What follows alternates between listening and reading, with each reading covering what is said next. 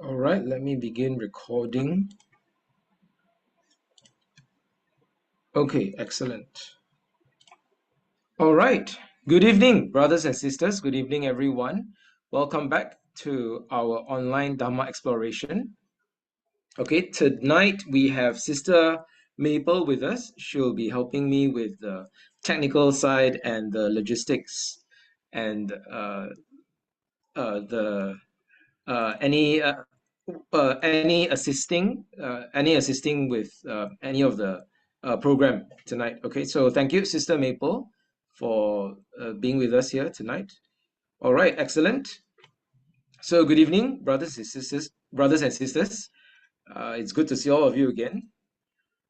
So tonight will be our second and final session for the senior and higher category, and then we'll have one more session upcoming this Thursday. That will be the preliminary and junior category. Yeah, that will be the final session. So the examination is upcoming, and that would be this Saturday. Am I right? This Saturday. That's right. Yes. So 31st of August, this Saturday, that will be the day of the examination.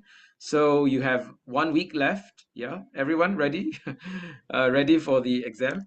Okay. So we'll go through a few more past year questions today, but it's also up to all of us and up to all of you to contribute to the discussion and also maybe share some of your answers and your reflections and how you would want to answer the question as well. So we can all share together. All right. So let me begin sharing my screen first, and then we can begin the revision. Let me share my screen.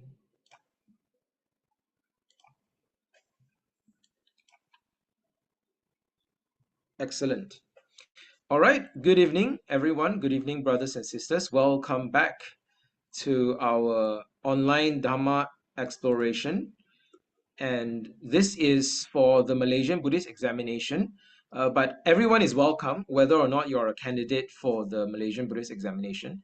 We will be discussing various topics and themes in Buddhism, in the fundamentals of the Buddha's Dhamma. And so it is good, whether or not we're taking the examination, it is good for us to discuss and learn together. All right, so tonight is the second and final session for the senior and higher category. We only have 2 sessions for this category, and this year we're trying it out. I am trying to share this session with everyone. Hopefully, next year we'll be able to do this again, and every year we can do this and get better at it. Okay. All right. So this is the Malaysian Buddhist Examination. Last week we have done a few past year questions, and we have also looked at a lot of the past year paper. All right, and we realized that okay, for the 4 major sections, okay, you've got Buddha, the life of the Buddha, and then the Dhamma, and then the Sangha and major disciples, as well as general Buddhist practice. So these are the 4 important sections for the essay questions. Yeah. And so we've realized that many of the questions and topics are repeating themselves over the years. So it is helpful to revise and also learn to answer those essay questions. Then you should be good for the examination. All right, so this is the online Dhamma exploration, and this is for the senior and higher category. Let us begin with the opening puja. Hang on. Where are my opening puja slides? Okay, they're here. So we shall begin with the opening puja.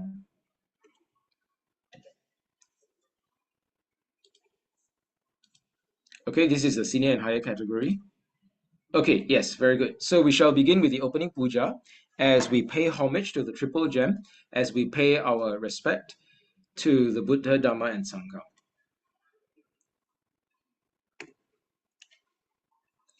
Brothers and sisters in the Dhamma, let us calm our minds and prepare our hearts as we pay homage to the Triple Gem. Let us pay homage to our teacher, the awakened one, the exalted one. Namo tassa bhagavato arahato samma sambuddhassa. Namo tassa bhagavato arahato samma sambuddhassa. Namo tassa bhagavato arahato samma sambuddhassa. Homage to him, the Blessed One, the Worthy One, the Supremely Awakened One. Sarana, the Threefold Refuge, to the Supreme Buddha, the Teacher of gods and humans, to the Sublime Dhamma, the Truth and the Way to Ultimate Joy, and to the Noble Sangha, the protectors of Lord Buddha's message. We go for refuge. We seek no other refuge.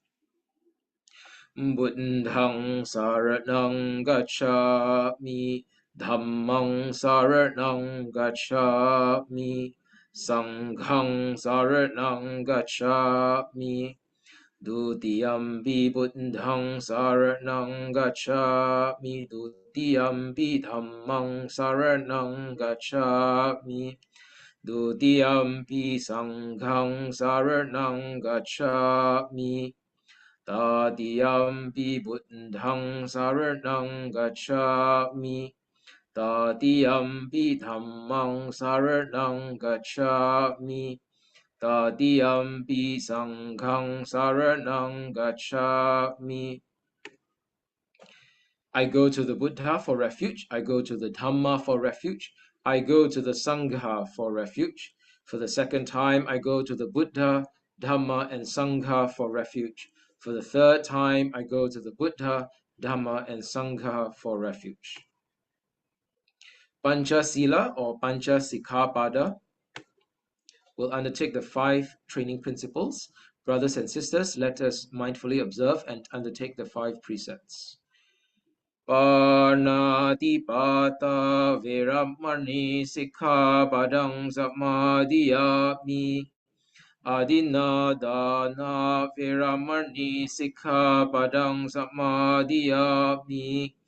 Kamesu Michachara Veramani Sikkhapadang Samadhiyami. Musavada Veramani Sikkhapadang Samadhiyami. Sura Meraya Majja Pamadatthana Veramani Sikkhapadang Samadhiyami. I undertake the training principle of abstaining from destroying life. I undertake the training principle of abstaining from taking what is not given. I undertake the training principle of abstaining from sexual misconduct. I undertake the training principle of abstaining from false speech. I undertake the training principle of abstaining from consuming anything that forms a basis for intoxication or heedlessness. Sadhu, sadhu, sadhu.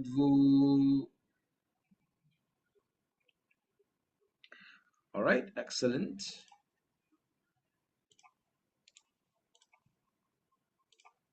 Okay, good. So let's continue from last week's session. And for those of you who have been trying and learning to answer the essay questions from the past year papers, feel free to raise any topics that you would like us to discuss. Maybe there's a topic you want to share, you want to try to share your answer and discuss with all of us, or you want to ask about a topic that you're curious to learn more about. Please feel free to ask your questions, okay? Or you can also share your answers and share maybe some of the notes you have been revising, maybe in some of the textbooks or some of the books online, okay? So yes, so this is our second and final session for the senior and higher category. And yes, let's continue from last week. Last week we covered a few important topics. Especially we looked at very, very popular past year questions. We looked at the virtues of the Buddha, the Dhamma, and the Sangha. I have provided a few resources for those topics, okay, and I've also provided in the WhatsApp group, I've also provided the link to these Canva slides. Okay, so this Canva slide deck is available for all of you. So make sure you have the link if you want to revise these notes and these slides. Okay, you can look back at some of the links that I've provided. They have the resources for the virtues of the Buddha, Dhamma, and Sangha. That one is a very popular topic, so it is strategic to to revise those topics. Okay, excellent. So the virtues of the Buddha, Dhamma, and Sangha, that was last week. We covered that. We also talked a little bit about the contributions of the Buddha to humanity. Excuse me. The contributions of the Buddha to humanity. We look at some of that as well. Today we'll continue that topic as well. And maybe some of you have your own thoughts, your own ideas you want to share. Feel free. Yeah.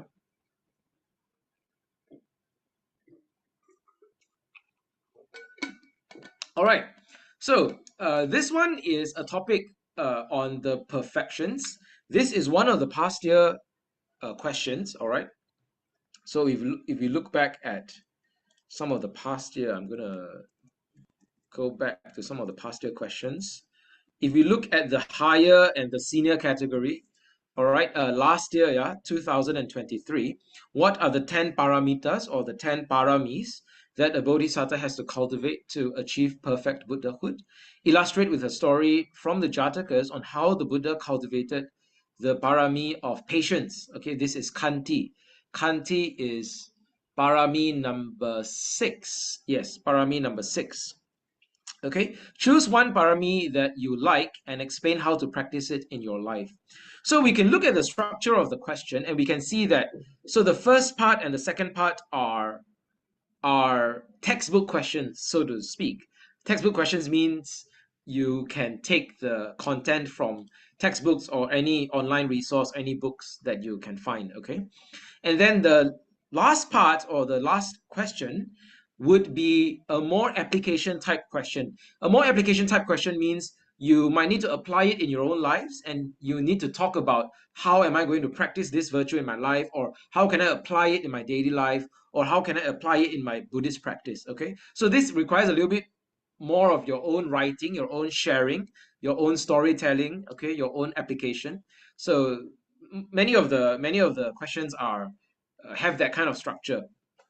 Okay, so choose one paramita that you like and explain how to practice it in your life. This one is quite straightforward.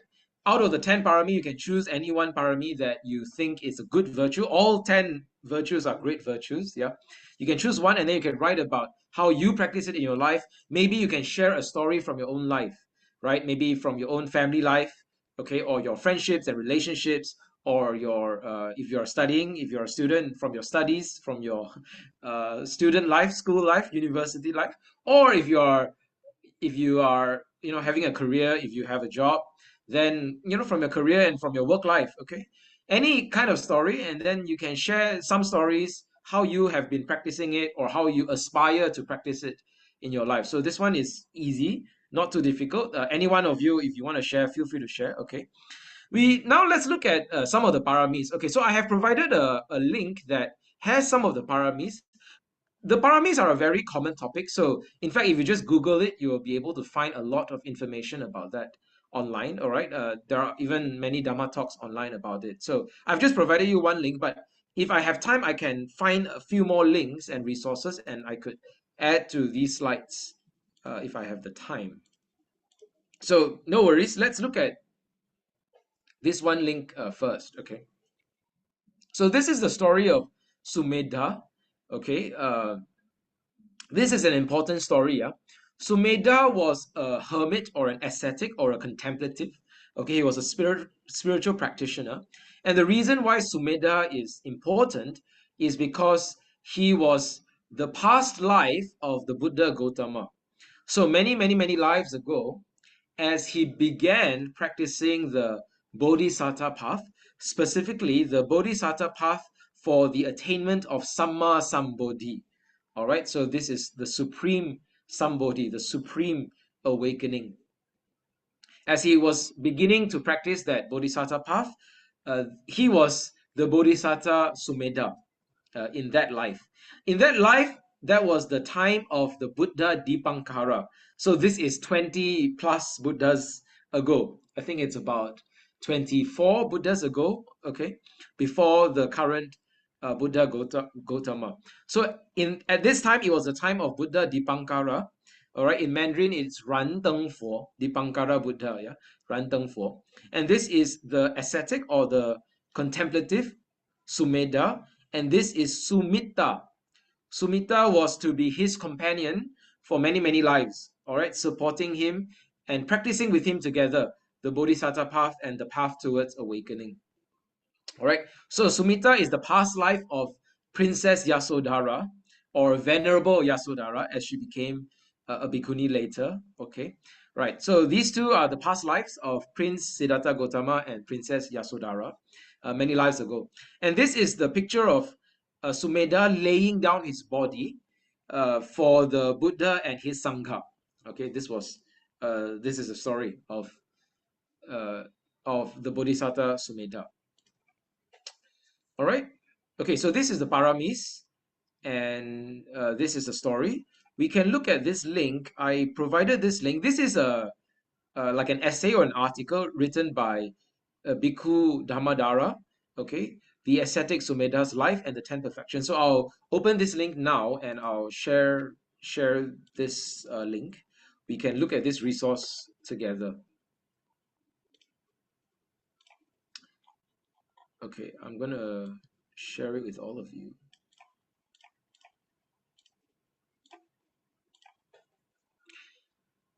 All right, so it is important to memorize all 10 perfections. Okay, all 10 perfections, all 10 qualities. And for this essay question, you would need to just write it out. You need to write out all 10, right? So, okay, everyone can remember Dana, Sila, Nekama, and then Dana, Sila, Nekama, and then Panya, Virya, Khanti. Okay, and then the next four are Satcha, Aditthana, Metta, Upeka. All right. So those are the 10 virtues or the 10 perfections, the 10 parami qualities. Okay. Now this is a resource I found. I think this is quite a helpful article. It lays out all 10 parami and also relates some of the stories. Okay. Now, there are many stories related to each parami quality. So feel free to use any stories that you like or that you find inspiring, you find helpful, uh, you find very relevant to your own practice. Okay. And because there are all kinds of Jataka stories as well. Some people like some stories better than the others. And so you might want to pick and choose some of your own favorite stories. Okay. All right. I'm going to read out some sections or some passages from this article. Okay. We can look at it and we can learn together. All right. So the parami qualities are to be practiced by every bodhisatta and also by all practitioners. So technically, all in a specific sense, in a narrow sense, a bodhisatta is a practitioner who is aiming and aspiring for Samma Sambuddhi. Okay, this is the supreme awakening. So that is a more specific sense or a more specific meaning of the word bodhisatta. There is also a broader meaning of the word bodhisatta. In a broader sense, every one of us who is practicing to become enlightened is a bodhisatta. This is the broader and more general meaning of the word bodhisatta. The reason is because there are three modes of bodhi. Okay, the word bodhi, bodhi means enlightenment or awakening. So there are three modes of bodhi.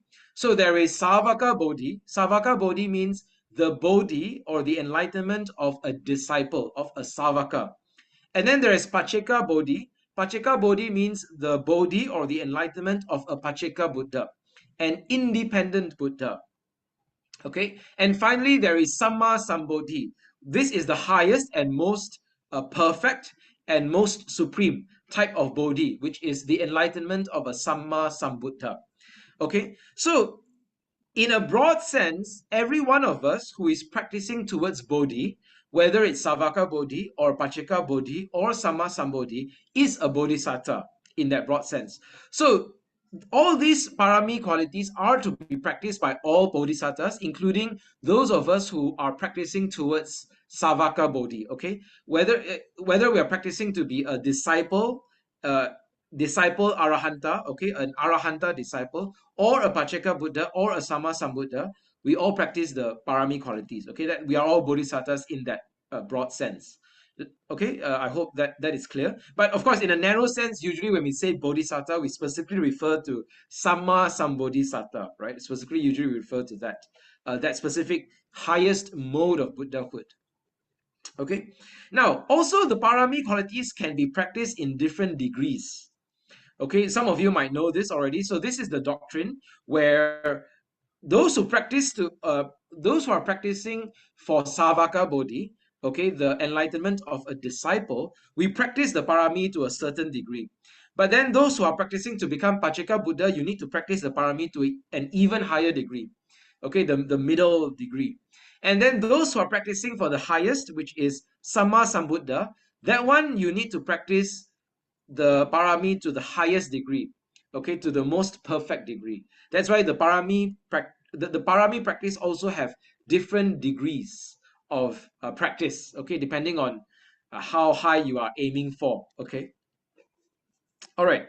So in the present time, our Gautama Buddha also performed these 10 paramis through 4 asankheyas.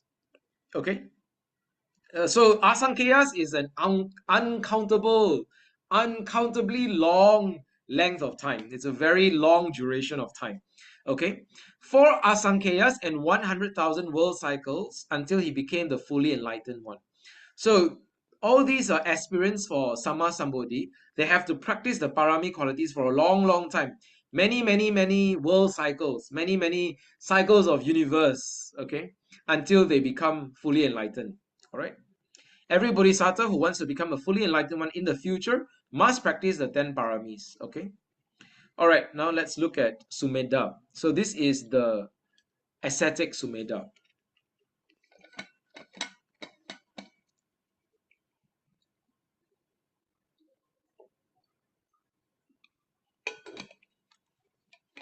All right. So in this life, he fulfills the 8 conditions for a bodhisatta. Okay. Do you all know the 8 conditions? Is it here? Okay, no, it's not here. All right. So let me pull up a link for the 8 conditions. 8 conditions for bodhisatta.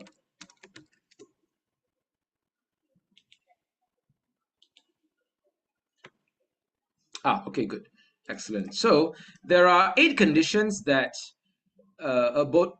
that someone has to fulfill in that particular life, okay, in that specific life, when you want to make the aspiration to become a Samma Sambuddha and you want to be confirmed or be endorsed in your aspiration, okay, you want to be given a prophecy, you want to be given an endorsement or a confirmation by the Samma Sambuddha. In that particular life, there are 8 conditions to be fulfilled, okay?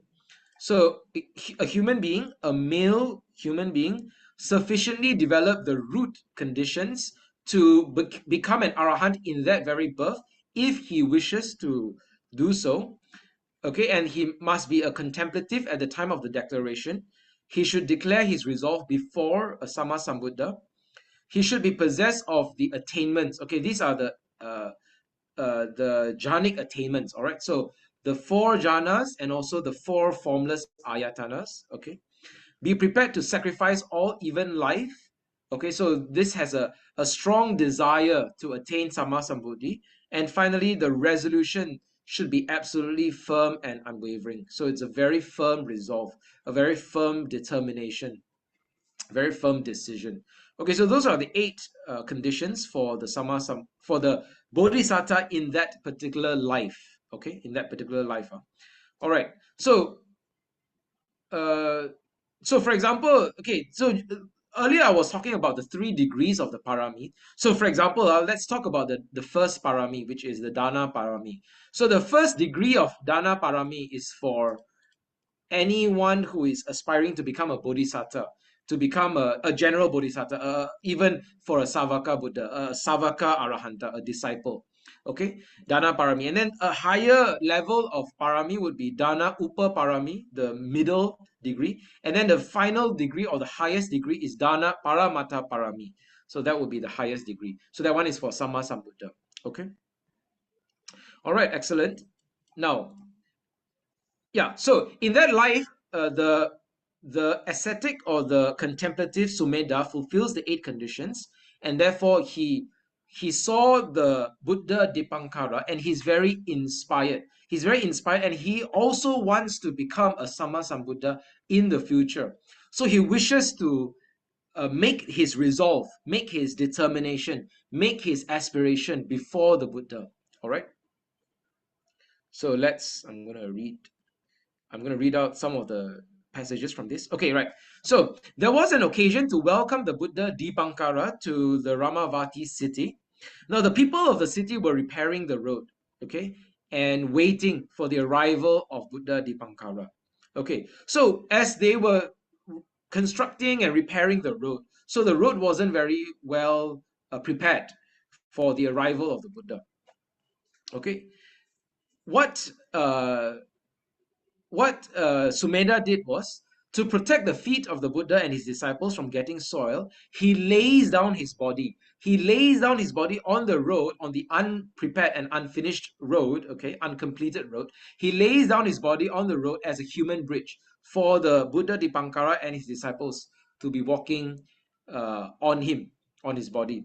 Among the welcoming people, there was a young woman named Sumitta. All right. As soon as the young woman saw the ascetic Sumedha, she was very happy and delighted. She therefore gave 5 lotus flowers and left 3 lotus flowers in her hands.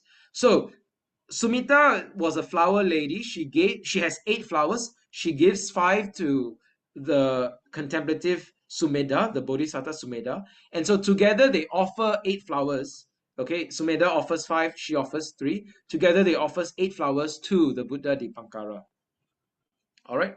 Okay. Now, this young Sumedha, he thought, if I wish, if I desire, I already have the maturity of the parami, the maturity of the perfections to become an arahant in this very life. Yet, I wish to cultivate my energy in order to save more beings and more creatures with an even more greater power and knowledge, with more perfections, with more knowledge, with more virtues, with more power. With the power of a Samma Sambuddha, I have the ability to save more beings, and I have the ability to uh, have a greater position and greater power, okay, a greater ability to extend my help and my compassion to more beings. So with that thought, he decided, let me not complete my arahant cultivation in this life. Let me delay my attainment of nibbana, and I will strive to become a Buddha in the future. So he decided with a firm resolution to become a Buddha. All right. And he made the proclamations. As I know the Four Noble Truths, so shall I make other people know the Four Noble Truths.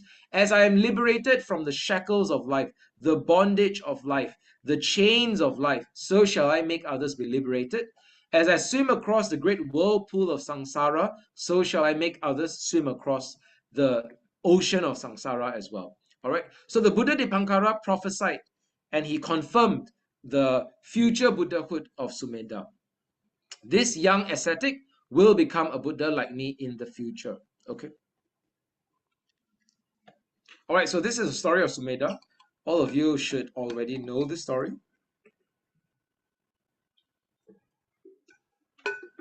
All right. So there are the 10 parami qualities: Dana parami, Sila parami, Nekama parami, Panya parami. This one you need to know the spelling.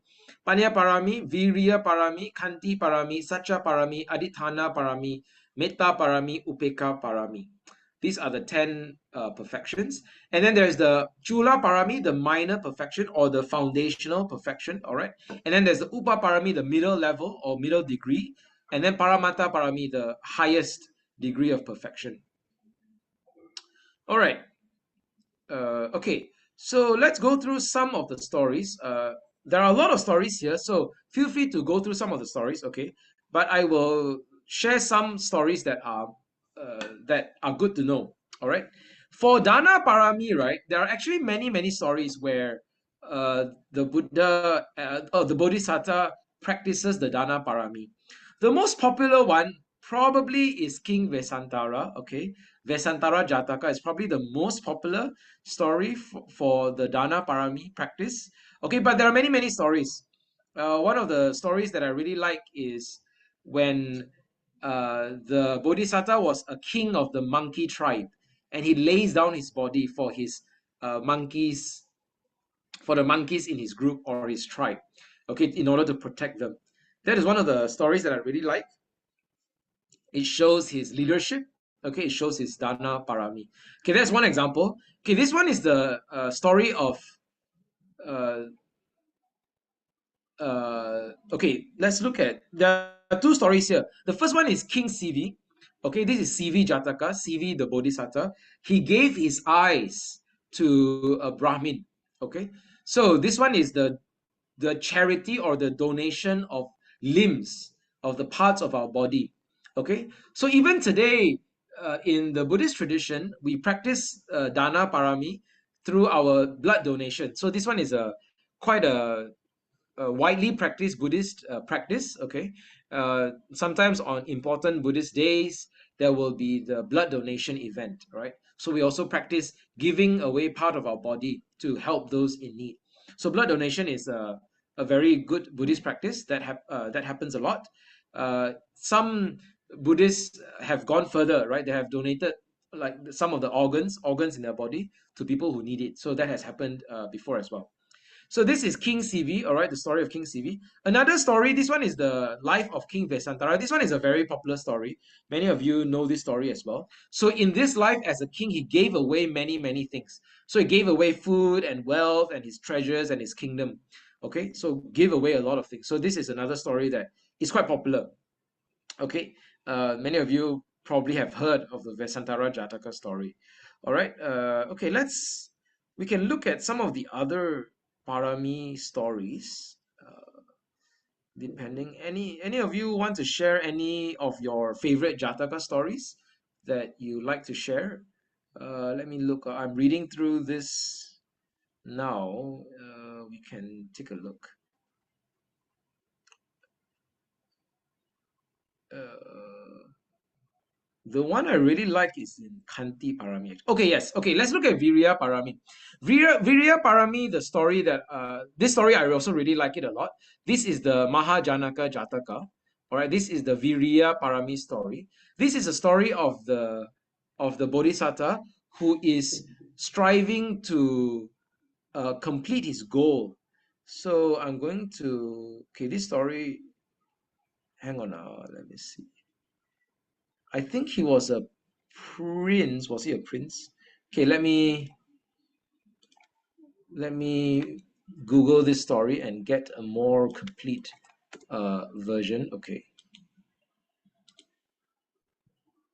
Okay, yes. So this is a good version. Let me share with all of you. Okay, so this is the Mahajanaka Jataka, and it talks about the character of endurance or effort or energy or endeavor, viriya. Okay, perfection of viriya. Yeah. Okay, so the Bodhisatta was a widowed queen's son. So he was like a prince, and then he was trying to, I think, become king. He was trying to strive for his rightful place as king. So okay, yes, right. So by the time the Bodhisatta turned 16 years old, he was wise and handsome, and he's ready to go to his father's home and seize the kingdom. So his father was the king, right? And he was a prince going to take his rightful place as king. All right. His mother offered her treasure to fund his quest, but he only took half because he wanted to make money in trade as he traveled there. On the same day, he boarded a ship sailing to the Golden Land, all right, where he could become king, all right. So this is the part where the virya is needed, the energy is needed, because the ship encountered a shipwreck, and so the ship was sinking. It was a very dangerous time at sea and in the ocean, and so the ship encountered a lot of difficulties, And so the ship encountered a shipwreck, and the ship started to sink as well. And so the Bodhisatta was stranded in the sea. Okay, all right. As it broke apart, the Bodhisatta kept calm. All right. So what he did was he ate a big meal. Okay. So because he knows he's going to be stranded in the sea for many days, right, without food. So he ate a lot of food, ate a big meal to sustain his body for a few more days. Okay. And then he covered his body with sugar and ghee. Okay. So that again, if he needs food, he can eat it from his own body. All right. And then climb to the top of the mast. Okay. The ship, the mast. Okay, the top of the mast, and then the water around the ship turned red as the fish and turtles devoured the submerged passengers. Using his superior strength, he jumped away from the ship. Okay, all right. And then the Bodhisatta floated in the ocean far from land for a week, never giving up hope. Okay, so this was his energy, his endurance for many, many days in the sea. All right, in the end, finally, he managed to go to his family's kingdom. All right. Okay. So this is the summary of the story. I mean, there is a long story. You can read it, but this is one of my favorite stories for the Virya Parami, because it shows the Bodhisatta's character, how he was very strong and hopeful amidst a very dangerous situation where a lot of people have been dying and uh, you know have been dying because of the ocean and the sea. Okay, but he has been the one to not give up hope and to persevere. All right, so this is the kind of character, and this story, Mahajanaka story, is one of the good stories for the Virya Parami. Okay, so let me read from this article. Okay, okay, over here. Yes, when the ship was crossing the sea, it was violently struck by a great storm. Although all the men on the ship were hopeless and did not attempt to survive the disaster, the Bodhisatta used all his strength and swam in the wide ocean for 7 days without taking a rest. Okay, so he escaped from the disaster with the help of the Deva, the female Deva, so a Devi, the goddess Mani Mekala. Okay, and he also gained the throne of MYTTA. All right. In this dangerous situation, if he did not make any effort to swim, he might not meet anyone who would save him, and he would die like the others. All right. Okay, so this is the effort. So this is one example of a story. Okay. I think the exam question asked for Kanti Parami, right? The exam question asked for patience, Kanti Parami, a story related to the Kanti Parami. Okay. This essay gives a story of the Monkey King. Okay. Oh, this is one of my favorite stories. This is the one where the Bodhisatta was the Monkey King and was laying down his. Is it laying down a body? Laying down his body? Is it? Oh, no, no, no. This is a different story. Sorry, this is a different story. Another story. Okay. All right. For Kanti Parami, one of my favorite stories I can share with all of you. One of my favorite stories for Kanti Parami is when the Bodhisatta was a practitioner, a spiritual practitioner, and he was enduring the abuse and the attacks from the king. Okay, this is one of my favorite stories for Kanti Parami. I'll share it with all of you now. Let me look it up. Let me get one link. Okay, this is the Kanti Parami Jataka. Let me find the story. Okay, Kanti Vadi ascetic. Yeah.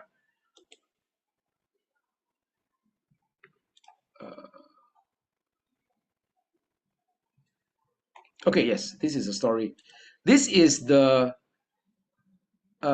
spiritual practitioner called Kanti Vadi. Am I right? Yes, Kanti Vadi ascetic. Okay, good. So I found it. Let me share it.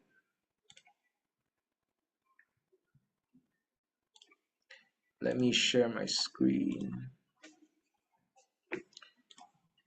Okay, so this is the perfection of patience, Kanti, in the Jataka stories, in the practice of Parami, in the practice of the Bodhisatta.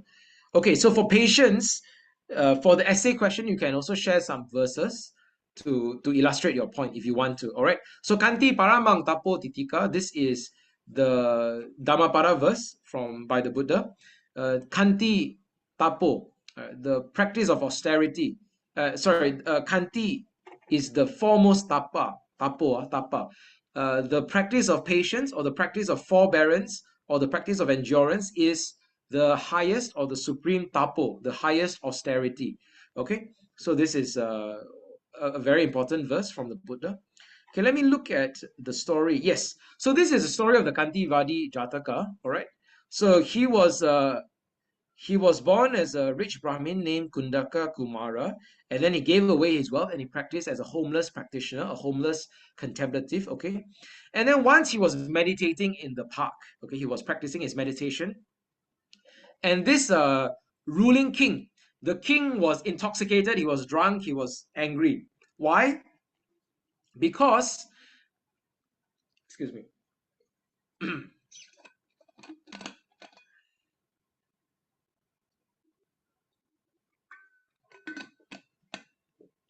because some of the female dancers, okay, the female assistants or the female servants, all right, or the female musicians uh, under the king, they passed by this park and they were listening to this spiritual practitioner teach the Dhamma. So they were listening to him teach and share and talk about the Dhamma, okay? Then this king is not happy. This king is drunk and lost control. Okay, he's not happy. Why are all these female dancers? They should be serving me. Okay, they should be entertaining me. Why are they away? Why are they not doing their job? Right? And so he realized, oh, they were actually listening to. They were actually listening to the Dhamma. They're actually listening to this spiritual contemplative, this spiritual practitioner. Yeah. So he became very angry. And he's like, no, how can you, how can you take my dancers away? Okay, how can you take my female dancers away? And so he went to challenge. Now he's very angry with this ascetic. Yeah, he's very angry with this contemplative. He went to challenge him, and he decided he's going to attack him. He's going to make him suffer. Okay, make him pay. So then he questioned him. He challenged him. What is the doctrine that you teach? What is the Dhamma that you teach? What is the Dhamma that you are professing? All right. And so the contemplative responds and says that it is the doctrine of Khanti, it is a doctrine of patience, it is the Dhamma of Khanti, the Dhamma of endurance. So, not being angry when people abuse you and attack you and strike you and revile you. So now this king is very happy. He's getting his chance. He's going to take his revenge on this practitioner. So he's going to challenge and test his patience. He starts to attack him. All right. So he first gives him thousands of lashes, okay, whipping his body with a whip of thorns. All right. Okay. So now he questions him. So how do you feel now? Right. He challenges the contemplative. How do you feel now?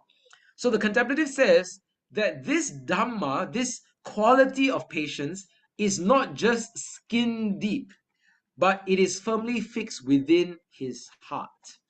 Now this is a good description or a good practice of the Dhamma. Is your practice of the Dhamma just skin deep? Are you practicing just at the skin level? People can see it out from the outside. People can see you practicing from the outside. Okay, from the outside, externally, outwardly, people can see it, right? Because it is at the level of your skin. Is your practice of the Dhamma just at that level, or is it more deeply within your heart? Is the practice of the Dhamma firmly within your heart, firmly embedded in your heart? Okay, this is somewhere where people might not be able to see, but it is deep within your heart. This is the practice of the Dhamma. Okay. Now, so obviously the king is unable to make this practitioner angry, right? Make this Bodhisatta angry. So then he started to become more severe in his abuse. He started to cut off his limbs, his hands, his feet, his nose, and ears. Okay. Now this practitioner, his Bodhisatta, this Bodhisatta, he was covered in blood. Okay. He was in deep pain, but he was still enduring and patiently bearing the pain and saying that my patience, my practice of the Dhamma is not within my limbs. It is not in my hands and feet. It is within my heart. Okay.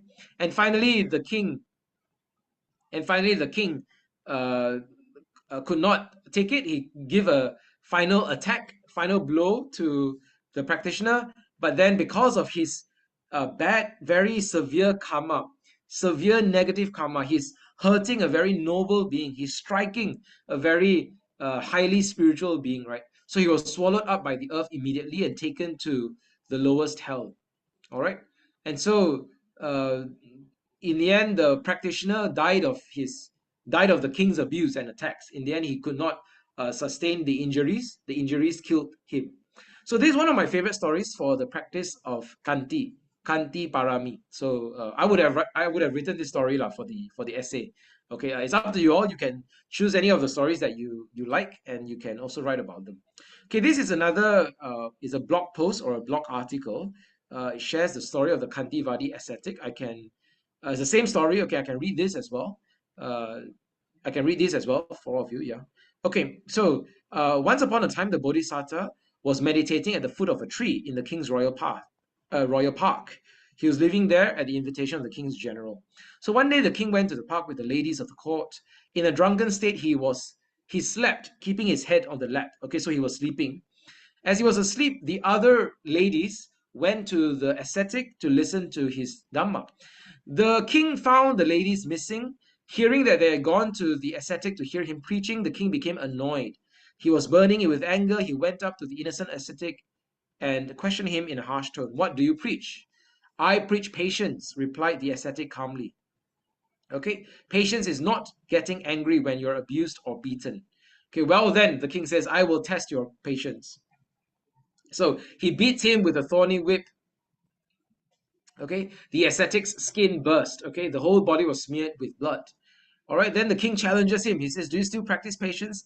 Yes, I do. I still practice patience. So the king ordered his hands and feet to be cut off. The executioner chops off his nose and ears. Okay, and so the good ascetic lay in a pool of blood. All right.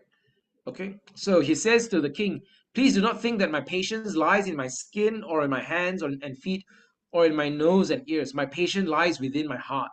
With your superior strength, you can overpower my weak body, but my mind can never be overcome, can never be defeated.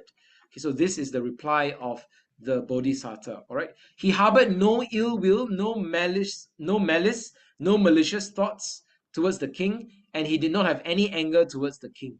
So the king became very enraged. You know, sometimes when you're very angry and the other person is very calm, okay, then you become angrier. You want to make the person angry, but you cannot. He is too calm and too composed. And so the king becomes even angrier. Deeply enraged, he raised his foot and stamped the chest of the ascetic with his heel. All right. Okay, so this is the story. All right. The perfection of patience. Okay, so this is the essay question. All right, so it is good to have at least one story for each of the parami qualities so that you know what to write about the story. Okay. Okay, let me look at the chat. Someone was sharing. So one of the participants, Jordan, shared about Vasala Sutta, the story of Agika Bharadwaja, the outcast story. Okay, so this is one of the suttas where the Buddha was talking to a Brahmin follower, a Brahmin, about the characteristics and the traits of an outcast, a Vasala, a low-class person. Okay, this one is not a Jataka story, and it's also, I don't think there's a specific parami quality associated with this sutta. Okay, all right. Okay, let me pause here for a few minutes and see if there are any questions. Are there any questions so far? Anyone wants to add anything or share anything or any questions? Or do you have your own favorite Jataka stories for any of the parami qualities? Maybe you can write in the Zoom chat. Maybe we can share as well. Okay. Anyone wants to share? Okay. Let's go on. Let's move on. Then no one is sharing. Okay. Okay, good. Let's move on. The goat and the dog. Jordan says the goat and the dog. Which story is this? I'm not sure which story is this. Is it the one about karma? I'm not sure. The goat helped the dog to get food. Okay, I'm not sure which story is this. If you have the name or the title of the Jataka, then we could check the story. Yeah. At the moment, I'm not sure if I remember this story. Yeah. All right. Let's continue first. Okay. Then we'll see if any of you wants to add anything. Okay. All right. Let's carry on first. Okay. The next topic I want to explore is the topic of the Buddhist councils, because some of you were asking about this last week, okay, the Buddhist councils and also the Tipitaka. So again, this is a lot of information online. We can look at some articles online. All right, I've also given you all some resources and some links. Okay, so I'm going to share the links with you. Then we can go through some of the links as well. All right, so let's talk about the Buddhist councils. For the examination, you need to know about the first three Buddhist councils, which are the most important Buddhist councils anyway. Or the first three Buddhist councils, yeah. So what are the Buddhist councils? The Buddhist councils are the gathering of the Sangha, all right, where the Sangha disciples come together and they recite the Tipitaka, they recite the teachings of the Buddha. Nowadays, we have recorded the teachings of the Buddha in electronic form, right? You can Google, you can go to Sutta Central, okay? You can find many of the Pali texts, okay? The suttas and the Buddha's words. You can find them easily. So many of these is in digital form or electronic form. You can find them easily online. However, in the time of the Buddha, especially the first few hundred years after the Buddha's time, okay, we didn't have computers back then. All right, we didn't have online internet, okay, back then. So what the Sangha did was they came together, they memorized the teachings together, and they recite it together. So this is a communal reciting, a communal recitation, and that is the Buddhist council. A Buddhist council is where the Sangha gathers together and recites the teaching of the Buddha. And also they organize themselves to memorize different parts of the Buddhist text or the Buddha's words. Because there are many texts and many suttas, all right, there are too many. Sometimes one person is not able to memorize and remember everything, right? Can you remember all the suttas? Can you memorize all the suttas? Some of us are able to memorize some important suttas, right? Maybe some of you can memorize the Metta Sutta, Karaniya Metta Sutta. Maybe some of you can memorize the Mangala Sutta. Okay, these are some very well-known suttas. But some people, it is more difficult for one person to remember all the suttas and all the words of the Buddha. So they also organize among themselves. Okay, you take one part. Okay, maybe this group of monks, okay, you take the Digha Nikaya. Okay, this another group of monks, you take the Majjhima Nikaya, for example. So they memorize sections of the suttas and sections of the Buddha's words, right? So they this is their strategy, okay, to remember and memorize all the words of the Buddha. So this is the Buddhist councils. Okay, all right. Let's look at some of the Buddhist councils. Okay, I've provided some links. Uh, okay, so you can provided some links and resources so you can you have the link to this Canvas slide deck. Okay, so you can click on the links and you can read some of the resources if you want to.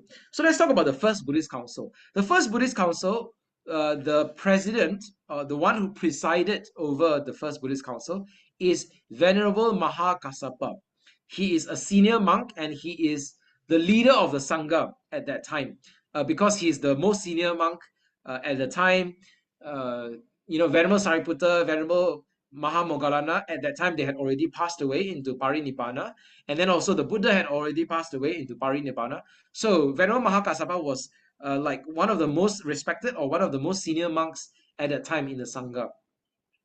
So he took the role to be the president, to preside over the first Buddhist council, and the two main leaders, Venerable Upali and Venerable Ananda, they are the ones in charge of leading the recitation of the Vinaya and the Sutta. So Venerable Upali was responsible for reciting the Vinaya, okay, the code of conduct or the code of monastic discipline for the bhikkhus and bhikkhunis. All right, so Venerable Upali was reciting the Vinaya, and Venerable Ananda was responsible for reciting the suttas. All the suttas in the Sutta Pitaka, Venerable Ananda was reciting them. Okay, leading the monks in reciting them and memorizing them. Okay, so this is the first Buddhist council. So let's take a look. For the Buddhist councils, one of the good resources for the Buddhist councils is this book called Buddhism Course. I've given you the links. Okay, you can also check them out. In this course, in this book, the Buddhism Course, the history section on the Buddhist councils is quite comprehensive. So you can read them and also you can get the information there. Okay, let me share some of the texts from this book. This is the Buddhism Course book. Yeah, right. Okay, so the first, second, and third Buddhist council. All right, now let me read out. Let me read out some of it. But before that, I'm gonna get a bit more water. Give me. Let's take a break for about 1 minute. Okay, I'm gonna get more water. Okay, so 1 minute. All right. If you have any questions, you can write in the Zoom chat, or you can also read through some of these information, some of this information. Okay. So give me 1 minute, and I'll go get some water.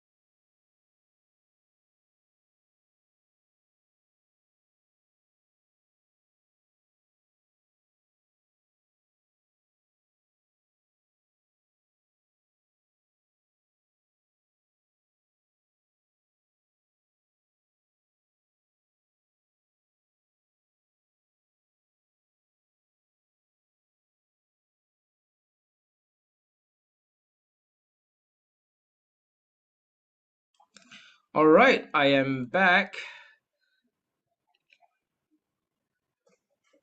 Okay, yes, all right. So I'm back. Let's take a look at some information, historical information. Let's learn some sejarah.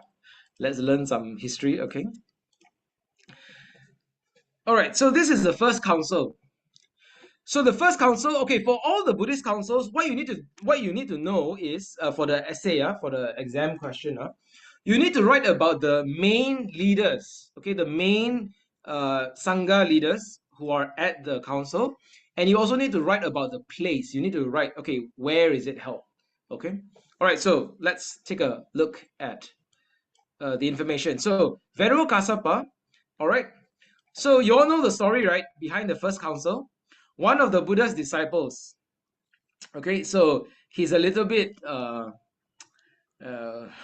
not very well disciplined. Okay, not very well behaved.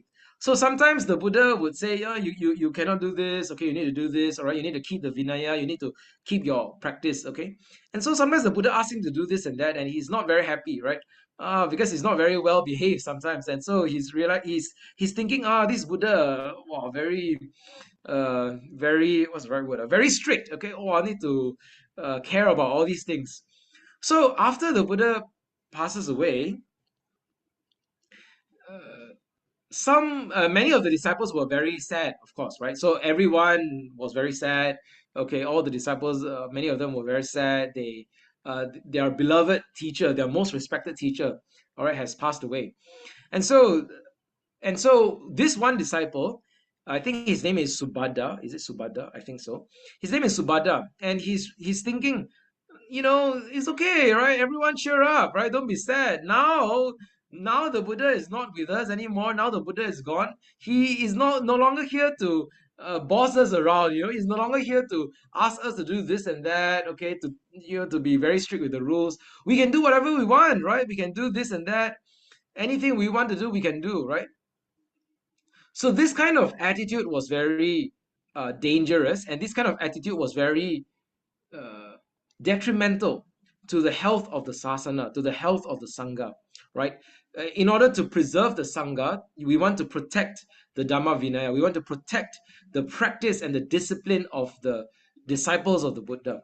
And so when Venerable Mahakassapa heard this kind of remarks from Subhadda, right, this kind of very flippant, very irresponsible, very uh, uh, not well practicing attitude from this remarks from Subhadda, Venerable Mahakassapa decided, okay, let us have a gathering to protect and preserve the Buddha's teachings. Okay, so that's what happened. All right, so this historic event took place at Rajagaha. Okay, 3 months after the Buddha's parinibbana. So the Buddha passed away in the month of Vesakha, okay, and then 3 months after that, all right, this first council started, all right. 500 arahants, all of you know the story. So initially there were 499 arahants, and then one disciple, his name is Ananda, Venerable Ananda. He was not yet an arahant at first. In the beginning, he was a sotapanna, but not yet an arahant. So he was practicing and practicing until he finally became an arahant, and he could attend the first council. And so in total there are 500 arahants attended the first council, which lasted over 7 months outside the Satapani caves on top of the Vibhara hill in Rajagaha. Venerable Mahakassapa presided over the meeting. Venerable Upali was chosen to rehearse the Vinaya Pitaka, okay, and Venerable Ananda was chosen to rehearse the Sutta Pitaka. Okay, so Venerable Ananda made strenuous effort and attained arahantship in an inclined position with his feet off the ground as he lay down to rest after a whole night's practice of meditation.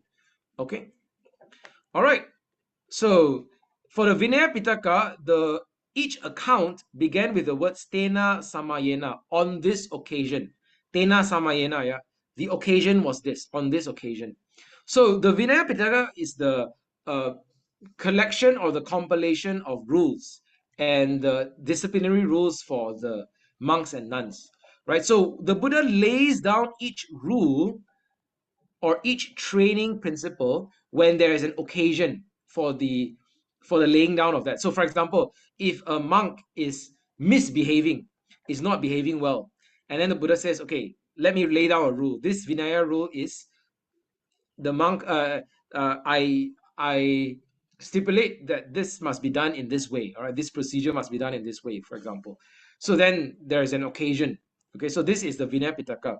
For the Sutta Pitaka, the sutta is, each sutta begins with Evang me sutang, thus have I heard. So this means that Venerable Ananda is reciting from his memory what he has heard in the presence of the Buddha, right? Because the Venerable Ananda is the personal attendant of the Buddha, so he's always following the Buddha around and he's always with him and remembering his words, okay, as he was teaching the audience and teaching his disciples. All right, so this is the Sutta Pitaka. Okay, so this is the first council. Okay, the second council is a Vinaya conflict. When it comes to the time of the second council, there is a Vinaya dispute, a Vinaya conflict, a Vinaya debate. All right, so some of the monks decide to not follow some of the rules or not preserve some of the rules, some of the Vinaya rules, and therefore a council was called again, the Buddhist council was called in order to reaffirm the Sangha's stance on the rules of Vinaya. Okay, so so there are these monks who were not following the Vinaya rules. Venerable Yasa, son of the Brahmin Kakandaka and Vinaya expert from Kosambi, who was staying in Kutagara Hall at the Mahavana, saw them asking for money, saw these monks, they were asking for money, okay, which is breaking the Vinaya rules. Still, the laity gave money to the monks, okay. So he refused to accept the money and then reprimanded them. And so there begins the Vinaya conflict, okay. So Venerable Yasa, fully conversant with the law, demanded another monk to accompany him as witness to the reconciliation with the laity of Vesali. So he defended his own view before the lay people and won them over. All right. So all these monks, the monks who are not following the rules, they were not happy, right? They charged Venerable Yasa with proclaiming a false doctrine to the lay people and pronounced an act of suspension. So again, they pronounced an act of Sangha Karma to expel Venerable Yasa away. Okay, so this is the kind of conflict that happened. All right, so I'm going to open the link, then you all can also see some of the information. All right, so let me share with you. Yeah, so if you want to, you can. You have this link already because you have the link to the Canvas slides. Okay, you have this link already. So if you want to, you can take a look. You can look at the information on the second council where, okay, yes, so the second council. So these are the 10 points of dispute about the Vinaya.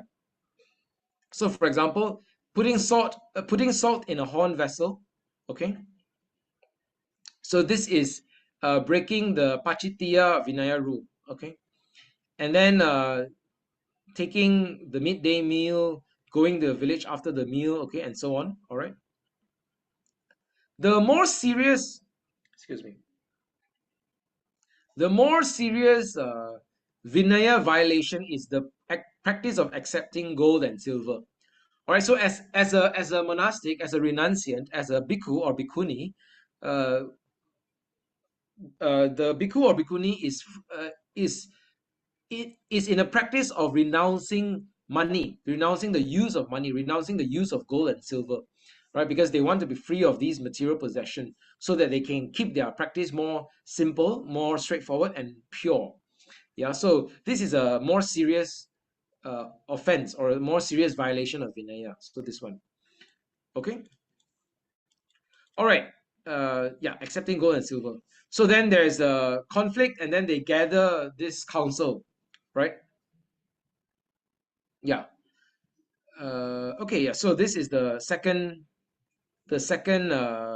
Buddhist council. All right.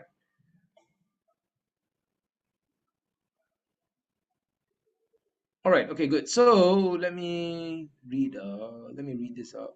Okay. So when the sangha met together to decide on the matter, Venerable Revata suggested that it should be settled at the place where the dispute originated.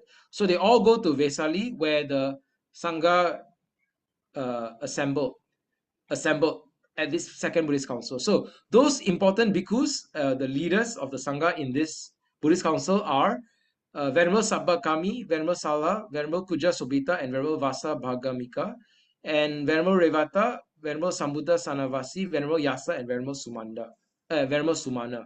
Okay, of the 8, 6 were pupils of Venerable Ananda. So 6 of these 8 leaders, these 8 sangha leaders, 6 of them were disciples of Venerable Ananda. Okay, and Venerable Vasa Bhagamika and Venerable Sumana were disciples of Venerable Anuruddha.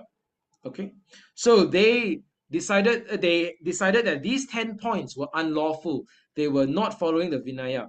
All right, and then the same hearing was reenacted before the full assembly, and the verdict unanimously upheld.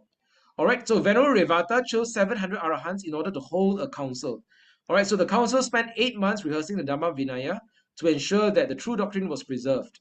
Okay, so this is the second council. All right. Uh, it was held at Valukarama and in Vesali. Okay, it's a century after the Parinibbana of the Buddha. Okay, so this is the second Buddhist council. All right, the third Buddhist council, let's take a look. Okay, by the time of the third Buddhist council, it's 236 years after the Parinibbana. So this is hundreds of years, okay, 200 plus years after the Buddha's passing away. And at this time, there were many, many different schools of Buddhism already. And so Emperor Ashoka, King Ashoka, all right, Emperor Ashoka he decides to unite the Sangha and again to uphold and protect the Dhamma of the Buddha. Okay. All right. Okay, yeah. So King Asoka, Emperor Asoka, invited the Arahant leader, Venerable Moggaliputta Tissa. Okay.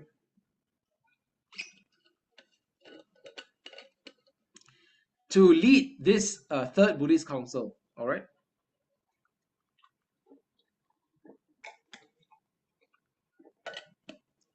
So Venerable Moggaliputta Tissa played an instrumental role, a very crucial role in the Third Buddhist Council. He leads the Third Buddhist Council, and also he was confirming the views of the bhikkhus, testing their views. So he's questioning them. Okay, are you faithful to the Dhamma of the Buddha?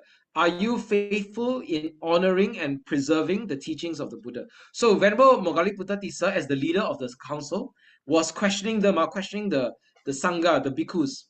Okay, one by one, he's questioning them. Okay, do you understand the teachings of the Buddha? Are you following the teachings of the Buddha? Do you understand the meaning of the Buddha's teachings? So after that, Venerable Moggaliputta Tissa was able to uphold the teaching among the bhikkhus, and together again, he unites the Sangha, all right? And they could once again have the true Dhamma of the Buddha, okay? The Arahant Moggaliputta Tissa took the opportunity to hold the third council in order to compile the true doctrine. So 1,000, this time there were 1,000 Arahants in this council at Asoka Rama in Pataliputra, okay? All right, 236 years after the Parinibbana. All right, and Venerable Moggaliputta Tissa was also responsible for this book, this composition of this book called Katavatu. So Venerable Moggaliputta Tissa led, I assume he led many other bhikkhus as well to compile this book. All right. So in this book, many of the wrong views, many of the errors in doctrine, many of the wrong views were listed in this book and also refuted. So the first, okay, for example, the first teaching is about the doctrine of the self. Some bhikkhus have the wrong view that there is a true and real self, atta. Okay, there's a true and real self as an ultimate reality, as an empirical reality. And so this view was refuted. Venerable Moggaliputta Tissa was writing, okay, why is this view not correct? Why is this view a wrong view? Why is this view not in accordance with the Buddha's teachings, the Buddha's doctrines? Okay, so this is the example of the first view in this book, Katavatu. And then there are also many, many views. There are hundreds of views in this book, okay? And so they listed down the wrong views and the errors in doctrine, and then they refute all these errors and establish the right view. Okay, so this is a very important book or a product of the Third Buddhist Council. Yeah. All right. Katavatu, one of the 7 books of the Abhidhamma. The assembly took 9 months to rehearse the teaching, after which the Pali Tipitaka was compiled and closed. All right. Now, this Third Buddhist Council, another important outcome or achievement of the Third Buddhist Council is when the King Asoka also sent out missionary leaders and monks and nuns out from India to all the parts of the world, especially in Southeast Asia. And so these missionaries and these leaders, okay, these Sangha leaders, these bhikkhus and bhikkhunis, were sent out from India to many of the countries. And so this is where Buddhism started to be propagated outside India as well. So this was when the Dhamma was brought on mission to the different parts of the world. Right. So this is a very successful achievement as well of King Asoka and the Third Buddhist Council. All right. The time was ripe for expansion. Venerable Moggaliputta Tissa, the recognized leader of the Theravāda, sent competent arahants to propagate the Buddha's teaching all over India and beyond. So, okay, every team was led by an elder, by a bhikkhu or bhikkhuni, okay, and then they were sent out. Okay. All right. So the names of the elders and the 9 places are given in the Mahavamsa. This is a Buddhist history, is a a record of Buddhist history. Okay. All right. So these are some of the important missionaries and where they were sent. All right. Majantika Thera sent to Kashmir and Gandhara. Okay. Kashmir and Gandhara. Yeah. So these are very important places. Some of the more successful. So for example, Sonaka and Uttara Thera. Sonaka and Uttara Thera, they were sent to Suvarna Bhumi, and Suvarna Bhumi, I believe, is Myanmar. Is that right? Suvarna Bhumi, yeah, is in Myanmar. All right, so this is a place in Myanmar.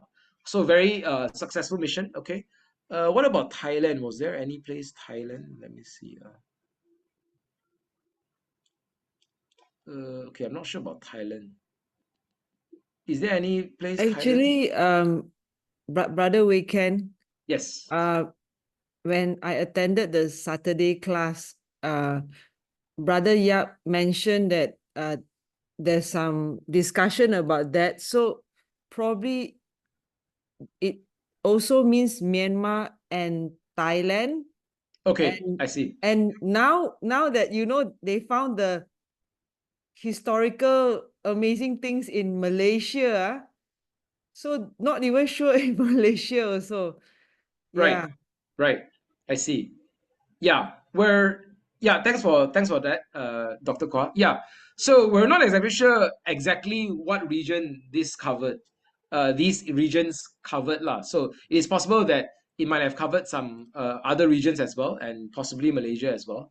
Yeah, because Malaysia, especially in the Kedah area, in the northern area near to Thailand, the area is a place of Buddhist history as well. A lot of important historical artifacts. Okay, all right. So Suvarna Bhumi, I know it's Myanmar. It might include Thailand as well. And then another one is Tamba Pani Dipa. Okay, this is the island of Sri Lanka. This one also very important place in terms of Buddhist history because the mission to Sri Lanka was very successful. The Theravāda tradition, uh, the Sri Lanka region and the Sri Lanka country has been a stronghold for the tradition of Theravāda. So it was established very strongly in Sri Lanka. All right, historically, we know that. Okay, so some of the important uh, Sangha leaders were sent on a mission to Sri Lanka. All right, and Venerable Mahinda, also very important Bante in history. Bante Mahinda, Venerable Mahinda, very important Sangha leader in history. He led the mission to Sri Lanka. All right, and also another one is the Bhikkhuni Sangha MYTTA. The Bhikkhuni Sangha MYTTA also was sent to Sri Lanka. All right, so they established the Bhikkhu and Bhikkhuni Sangha in Sri Lanka. All right, so very important mission. So these are all very important missions and important successful outcomes of the Third Buddhist Council. All right. So the Third Buddhist Council refuted and eliminated the wrong views. Okay, and then the great achievement was the sending of missionaries to other countries to propagate the faith of the Buddha. Okay, the faith of the Dhamma. All right. So thanks to the wisdom and foresight of Venerable Moggaliputta Tissa, the royal patronage of Emperor Ashoka, and the teams of highly dedicated missionaries, the Buddha Sasana has spread beyond the borders of India. Okay, good. So this is the Third Buddhist Council. All right. Okay, so that's the short history of the three Buddhist Council. Anyone has any questions or anything to add? If you want to add anything. So far, so good. Okay, let's carry on. Oh, time is running out. Wow. I've spoken for so much. Okay, Dr. Kwa, I think you want to add something? Yeah, I'm reading Brother Yap's notes. He said that because now I think historians are still learning things and, you know, finding things in all these archaeological sites. So he said that Suvarna Bhumi is southern Burma, the Menam Basin. You know, remember we learned Menam Chao Phraya. That means it's the Thailand basin, you know, the southern part, that basin, and also the Malay Peninsula. Oh, okay. So Suvarna Bhumi is a much larger region. Okay. You know, when we read about the first council, second council, and third council, another thing I would like to just add that one of the questions they ask is Sangha Nusati, the recollection of the Sangha. And then they also say about what are the benefits, you know.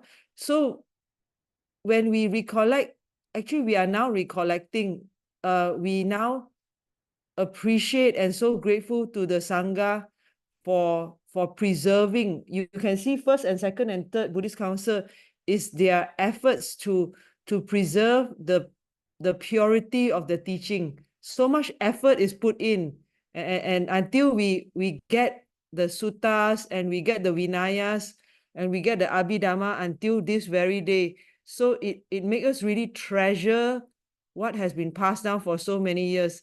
And then today, when we discuss something, okay, I'm teaching two classes. One is session 1 and session 2.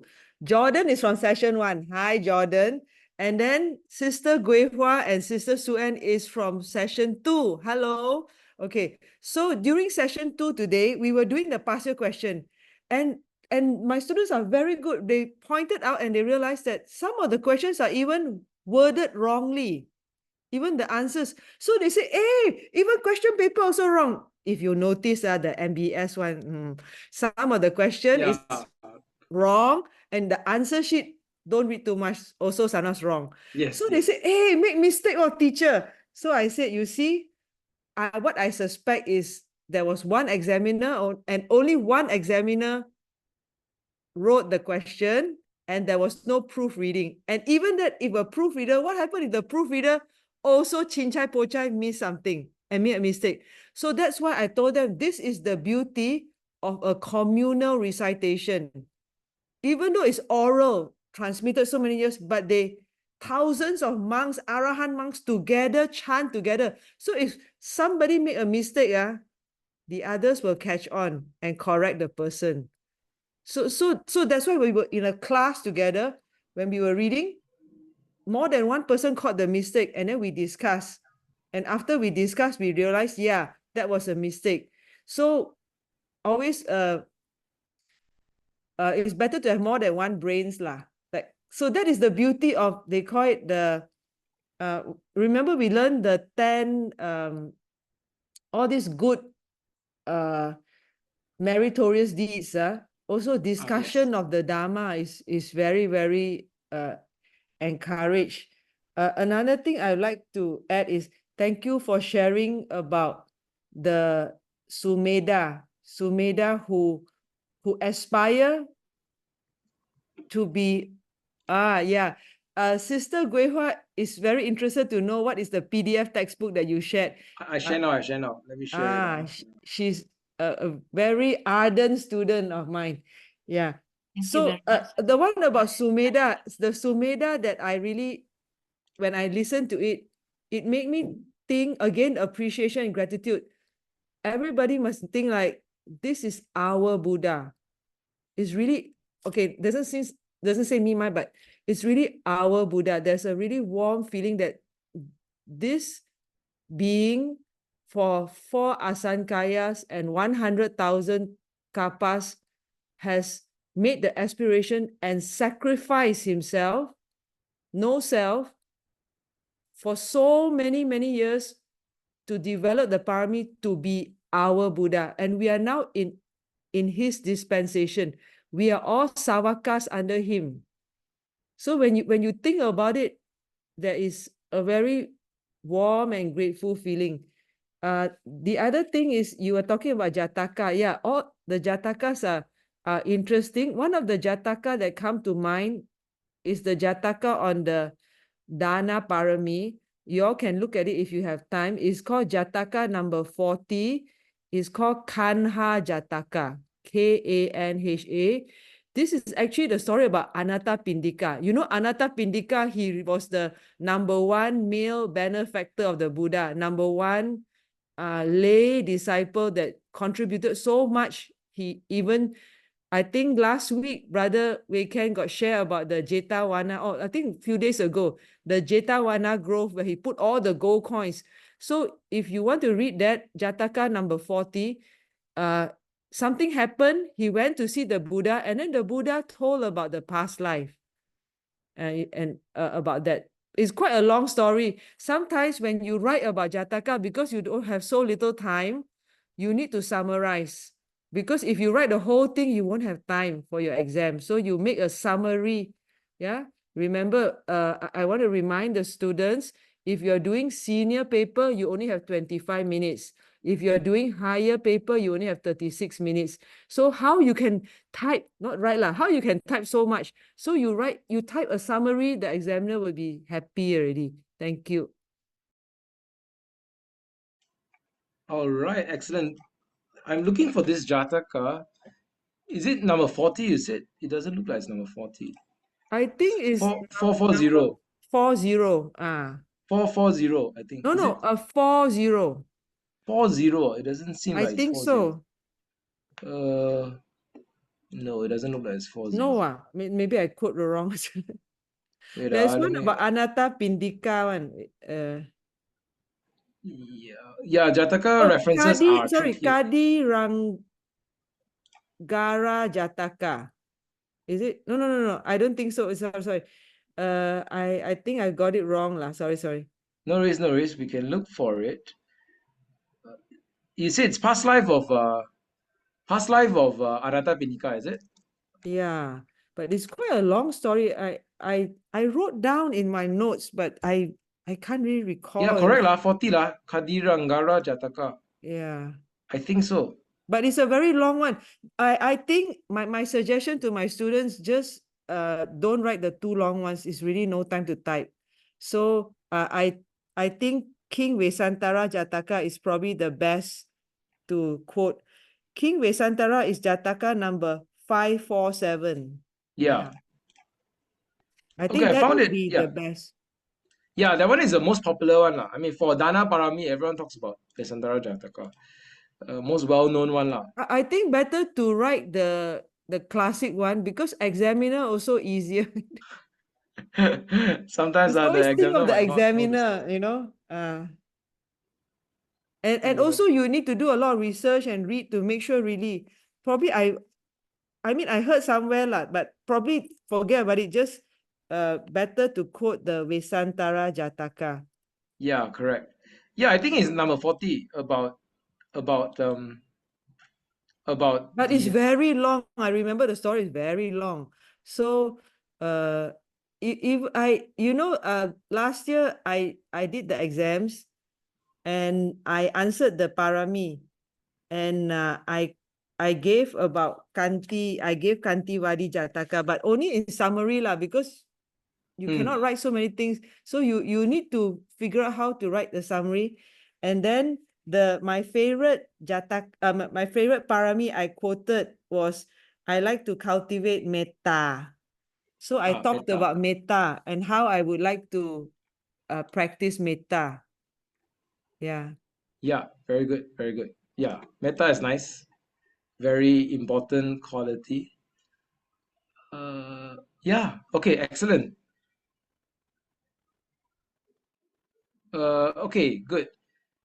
One of the past year questions also about the benefits of metta. That one we can look at the sutta lah. Okay, I found the Jataka. Yeah, you're right. It's Jataka number 40. So this is the Kadi Rangara Jataka. Yeah. So you all can read it if you want to. Later I can add these links to the slides. Yeah. So for example, yeah, Kadi Rangara Jataka. It is about Anatta Pindika. Yeah, it's a long story. Let me just read out the short one. So once the Bodhisatta was treasurer of Benares, and a Pacheka Buddha, rising from a 7-day Samapati, came to him at mealtime. The Bodhisatta sent him some food, but Mara created a pit of glowing Kadira embers between the Pacheka Buddha and the treasurer's house. Okay, so this is Mara trying to stop the Bodhisatta from doing dana, okay, from giving food to the Pacheka Buddha.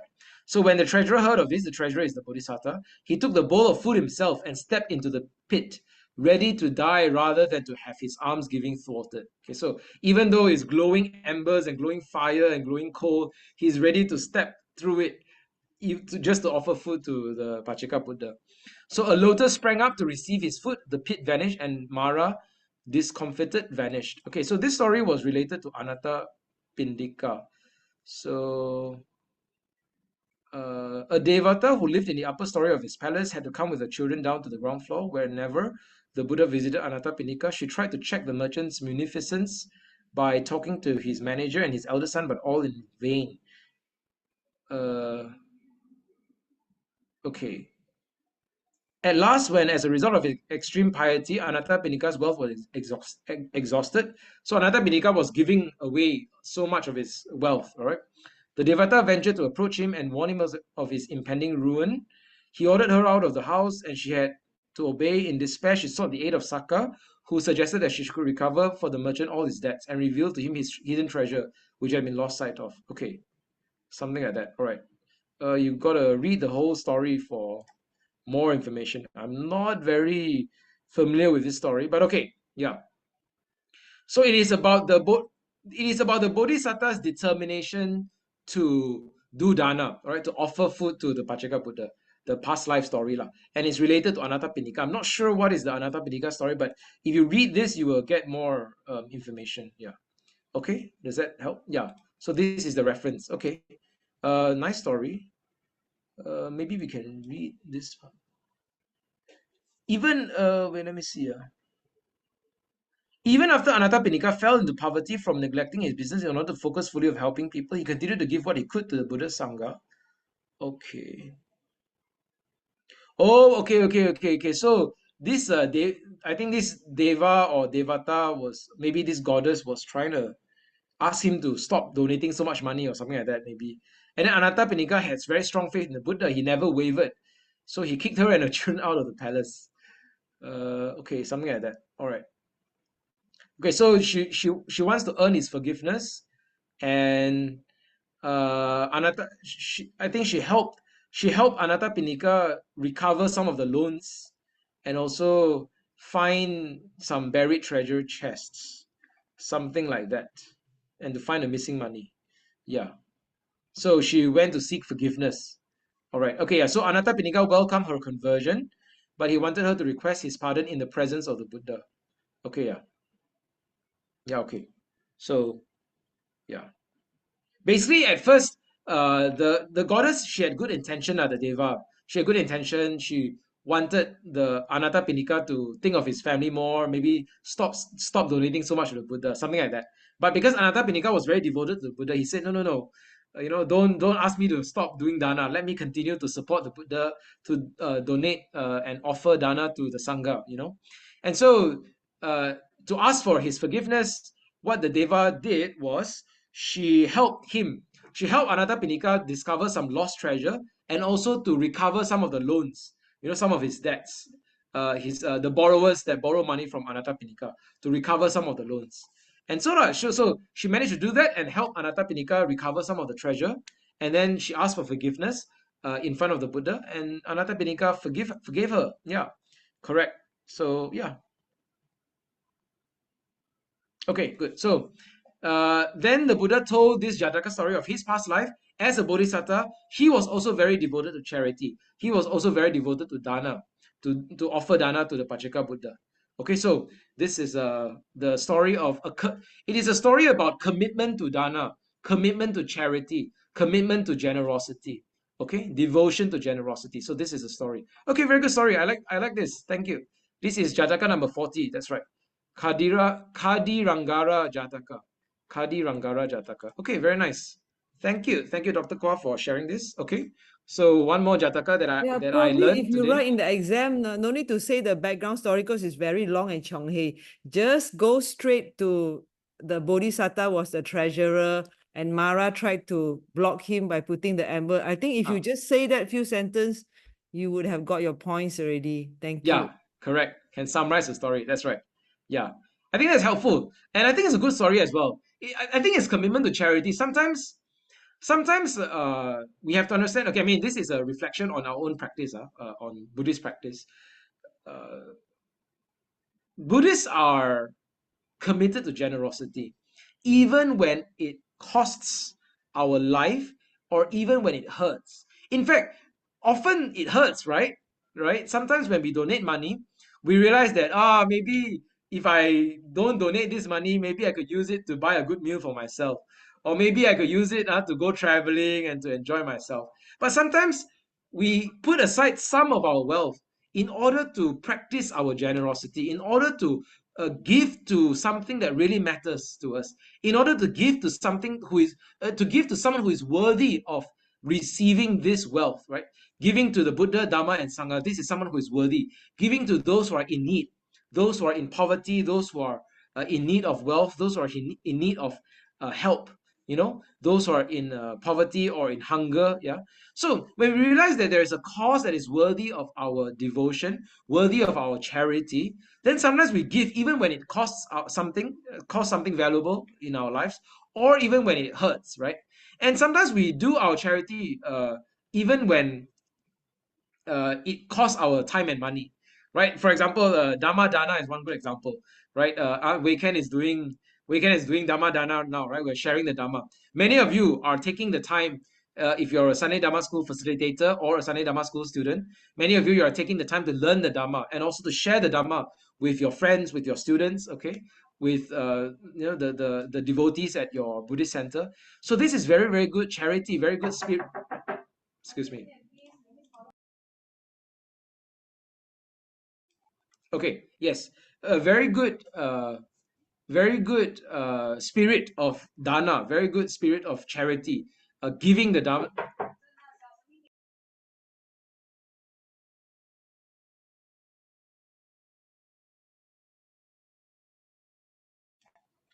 Okay, yeah, a very good. Hang on, Brother Weekend, you demonstrated that last week when you had fever, headache, body ache. You still came to teach us. Thank you, thank you. Yes, that's true. Yeah, correct. So this is the spirit of commitment to dana. And I know many of you, you're doing a lot of great work in your Buddhist societies, your Buddhist centers, which is good. I know Dr. Kwa is doing a lot of work in sharing the Dhamma as well, facilitating Dhamma school for the children. Yeah. So it's very good work by all of us. Right. So I think sometimes even when it costs us, or it takes a lot of effort, a lot of time, we still do it. And we understand the value in it. I think that's a good spirit of dana, right? Very devoted to charity. And this is the example, right? Even when it might cause some pain to the Bodhisatta, even when there are people trying to stop him, right? Even when Mara tries to stop us, right? We are still committed to our cause. We're still committed to our dharma practice, right? So this is a good reflection for all of us. Dana parami. So this is a good story. Yes. Excellent. Thanks for sharing, Dr. Kwa. Okay, let's continue. Let's move on. I have a few more things to share with all of you. I've already shared the link for this PDF book in the Zoom chat, so you can uh, you can you can access it. Okay, I share it in the Zoom chat. You can access it. I've also included it in the slide deck, so you can access the slide deck as well. All of you have the link to the slides. Okay.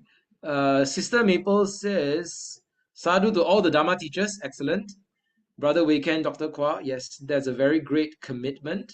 Jordan says, thank you for teaching us Dharma when you are still sick. That is good dana and good sacrifice for the Dharma. Yes. Sadhu, sadhu, sadhu. Thank you. Sister Maple asks, where is Dr. Kwa teaching? Dr. Kwa is teaching Dharma in Mahindrama Pali School, right? Yeah, in Penang. Mahindrama Pali School in Penang. Yes. Doc, okay, excellent. Dr. Kwa says, I'm a big fan of Brother Wicked. Jordan says same. Okay, thank you, thank you. Okay, excellent. All right. Okay, good. So these are the Jataka stories. Very good stories. All of you, uh, you might have your own favorite stories as well. So feel free to use those stories in the examination. Yeah, you can write about that. And also, like what Dr. Kwan says, you have to be a bit more strategic. So you might need to write a short summary of the story. You might not be able to write the full details of the story. So write a short summary and explain the important important actions by the Bodhisatta. Okay. All right. Okay, first council, second council, third council, okay. And then these are the missionaries. And then, okay, yeah, so this is another link. You can read about the account of the first Buddhist council as well. All right, the Venerable Mahakassapa was president at the first council. Venerable Upali was chosen to answer questions about the Vinaya, the monks and nuns disciplinary rules. Venerable Ananda who had the honor of hearing the discourses of the Buddha and a very good memory. He was chosen to recite all the discourses. Okay. All right. Okay, good. So these are good accounts. Okay, these are more links and more accounts. You can read them if you want to. Okay, I provided some resources and some articles you can read. This is the one, yes. A monk called Subhadda, he was not happy about the strict rules by the Buddha. So then Venerable Mahakassapa realized, okay, this is not good for the Sangha. We need to protect the Sangha, we need to protect the Dhamma. So this is what happened. Okay, yeah. All right. This is also a very good link. Maybe I can open this link and share it with all. Yeah, let me open this link now and then all of you can see it. Let me open this link. I think it's quite helpful.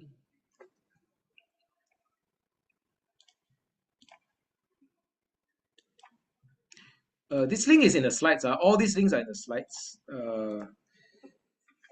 Yeah, this one, Three Buddhist Council. The good thing about this link is you can see all the people who are involved. So Venerable Mahakassapa, Venerable Ananda, and then King Ajatasattu is the sponsor.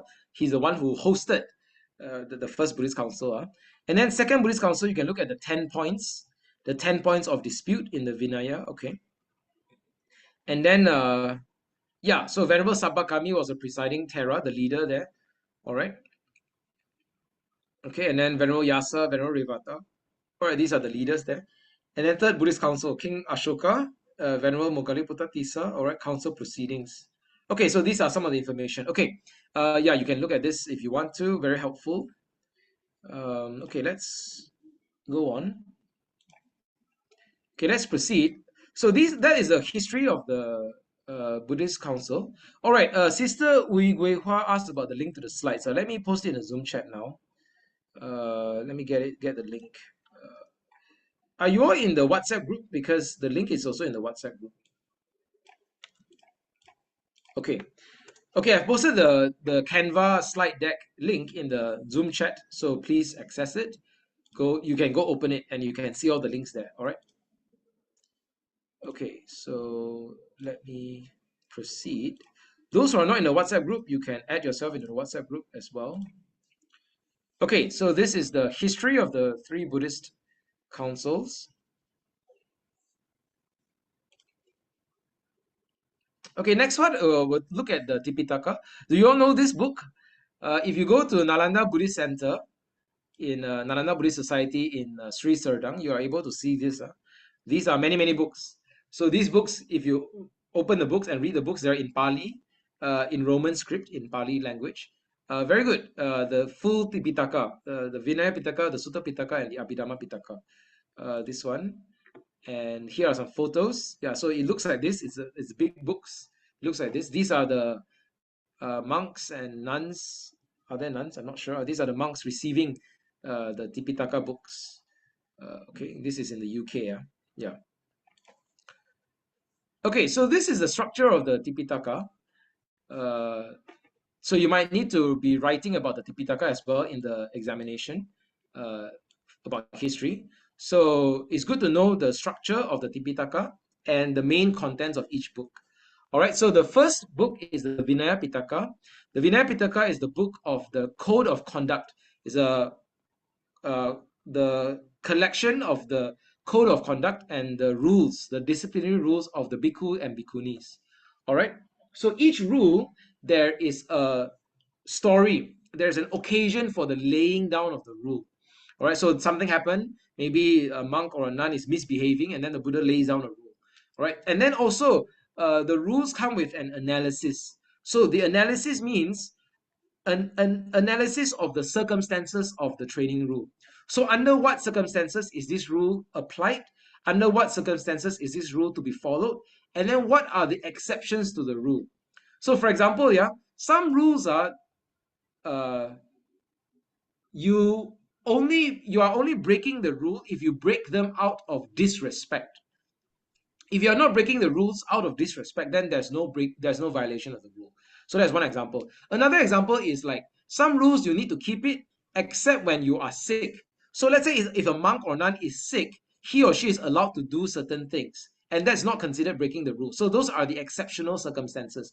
Being sick, if you are sick, then there are certain things you need to do, or you are allowed to do, all right, in order to take care of your sickness. Okay, so that's another example. So every rule has analysis. What are the clauses? What are the circumstances? What are the ways of application? What are the exceptions as well? Okay, so the things like that. Okay, this is in the Vinaya Pitaka. All right. And then the second book is the Sutta Pitaka. This one is the biggest collection of all the suttas. Okay, so then in the Sutta Pitaka, you need to know the five Nikayas, all right? So there are the four main Nikayas, and then there's one Khuddaka Nikaya. So the four main Nikayas are Digha Nikaya, Majjhima Nikaya, Samyutta Nikaya, and Anguttara Nikaya. Okay, these are the four main Nikayas. And then there's the Khuddaka Nikaya. Khuddaka Nikaya is a collection of shorter works, okay, shorter books or shorter works. All right, so that's the five Nikayas. Let's talk about Khuddaka Nikaya first. In the Khuddaka Nikaya, there are some very famous and also important works. So the classic, well-known one is Dhammapada. Many people know this. In Mandarin, this is the Fa Ju Jing, okay, Dhammapada. Many people know this book. Okay, give me 1 minute, hang on.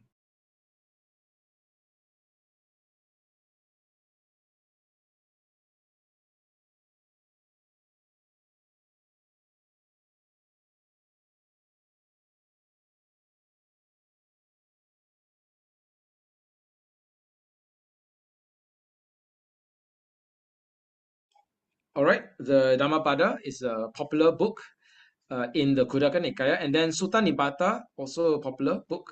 And then there are two important ones I want to share with all of you, is the Theravāda and Therigatha. These are very helpful because they record for us the voices of the elder monks and the elder nuns. The Thera, the senior monks, and the Theri, the senior nuns. These are the disciples of the Buddha, and they all tell their own story. Theravāda, Therigatha. They tell their story, okay, they tell their story of their own practice under the Buddha, and they also tell of their accomplishments. Some of them, they talk about their attainment of arahantship, or their attainment of the psychic powers, or the attainment of the higher knowledge, okay, the abhinya, the higher knowledge. So it's very good, very inspiring. You can read, okay, these are the stories of how these people, very ordinary people, came from their background and then met the Buddha, encountered the Buddha, became a disciple, became a believer, became a follower, became a practitioner, and how they also succeeded in accomplishing the path. Right, so it's very inspiring stories. I love these poems. Very poetic. These are poetic verses. Very poetic. Very beautiful. Very inspiring. I would highly encourage all of you to read these verses of the Theras and the Theris. Okay, Theravāda, Therigatha. And the Therigatha especially is very precious because these are voices of women, voices of the Bhikkhuni disciples of the Buddha, voices of the women disciples of the Buddha. Very few scriptures, almost none of the religious scriptures in the world are written by women, are authored by women. Very few. If you know the history of religions and the history of spiritual teachings in the world, I'm not sure how much you know about. I'm not sure how much you know about religious scriptures and other religions. In many spiritual traditions, you have religious scriptures, right, or holy books, right? So, for example, in Islam, you have the Quran. Okay, some of you already have heard of the Quran, and the Quran has 114 surahs or chapters or divisions. Okay, 114 surahs. None of them is authored by women. Okay, this is the Quran. And then another important scripture is the Upanishads. You all know the Upanishads and the books of the Vedas, okay, the Vedanta scriptures. Also, none of the Upanishads were authored by women. Okay, and then you all probably know about the Bible, okay, in the Christian tradition. The Bible has, you all know how many books the Bible has? The Bible has about 66 books or 73 books or so, depending on which specific church or which specific denomination, okay, you're following. But you've got about 66 books or 70 plus books, 72, 73 books. None of these books. So there are many authors of the books of the Bible. Yeah. So there are 60 to 70 plus books, and then there are many authors. There are about 30 plus to 40 authors of the different books of the Bible. None of the 40 authors of the books of the Bible are women. All of them were men. So again, the vast majority of religious scriptures were authored by men. Even in the suttas as well, many of the suttas were spoken by the Buddha and also spoken by the disciples. Many of them were spoken by men. But we do have a few very important suttas spoken by women, the bhikkhuni disciples of the Buddha. So for example, we have suttas by Bhikkhuni Dhammadina, the foremost disciple of the Buddha in teaching Dhamma, in talking about the Dhamma, in speaking Dhamma, all right, Bhikkhuni Dhammadina. We have suttas by her. We also have suttas by Venerable Khema, okay, the foremost disciple of the Buddha in wisdom. So very important suttas also authored and spoken by Bhikkhuni disciples, very important ones. And then we have the Theravāda. This is a collection of poetic verses entirely spoken by women and authored by women. So it's a precious collection of scriptures, Buddhist texts. Okay, so I encourage all of you to learn it and appreciate it. Okay. Okay. Sister Maple asks, may I know what is Tipitaka? Okay, so the Tipitaka is the words of the Buddha and his disciples, all right? And it is the collection of all the Buddha's words and his disciples. And this Tipitaka has been passed down from generation to generation. Yeah, this collection of texts, collection of the Buddha's words has been memorized by the Buddha's disciples from the time of Venerable Mahakassapa, Venerable Ananda, Venerable Upali, okay, and generation to generation it passed down to us until now, until this generation.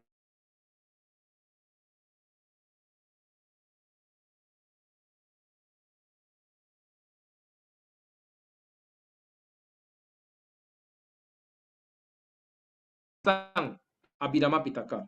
Okay, it is the scripture. It is the scripture of the Buddha and his disciples.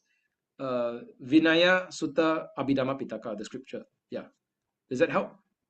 It is the scripture. Yeah, it is the well, I mean, depends on what you mean by scripture. It is the uh, text of Buddhism, or religious scripture of Buddhism. Yeah. Okay. So this is I was showing the I was showing a picture of it. Yeah. So this is the structure of the Tipitaka. Does that help, Sister Maple? Yeah. Vinaya Pitaka, Sutanta Pitaka, Abhidhamma Pitaka. Okay. All right. So I was talking about the Kudaki Nikaya. Maybe now we can go through the first four Nikayas. These are actually the main Nikayas. Digha Nikaya, the collection of long discourses. Digha means long. So these are the very long suttas.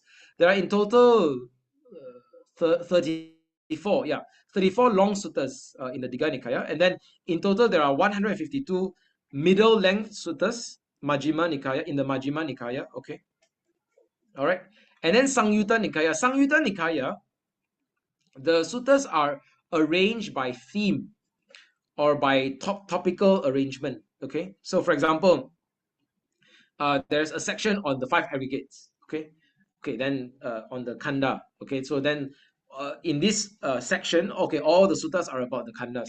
And then there's a section on the six sense bases, for example. There's a section on the Four Noble Truths. Then all the suttas about the Four Noble Truths, they are collected in the section on the Four Noble Truths. So they are grouped together or they are arranged by theme, by topical arrangement. Okay, and then Anguttara Nikaya they are arranged by numerical order. So in the Book of the Ones, that means the list of suttas, the suttas in this list or in this category, they all have one thing. What is the one thing? One thing.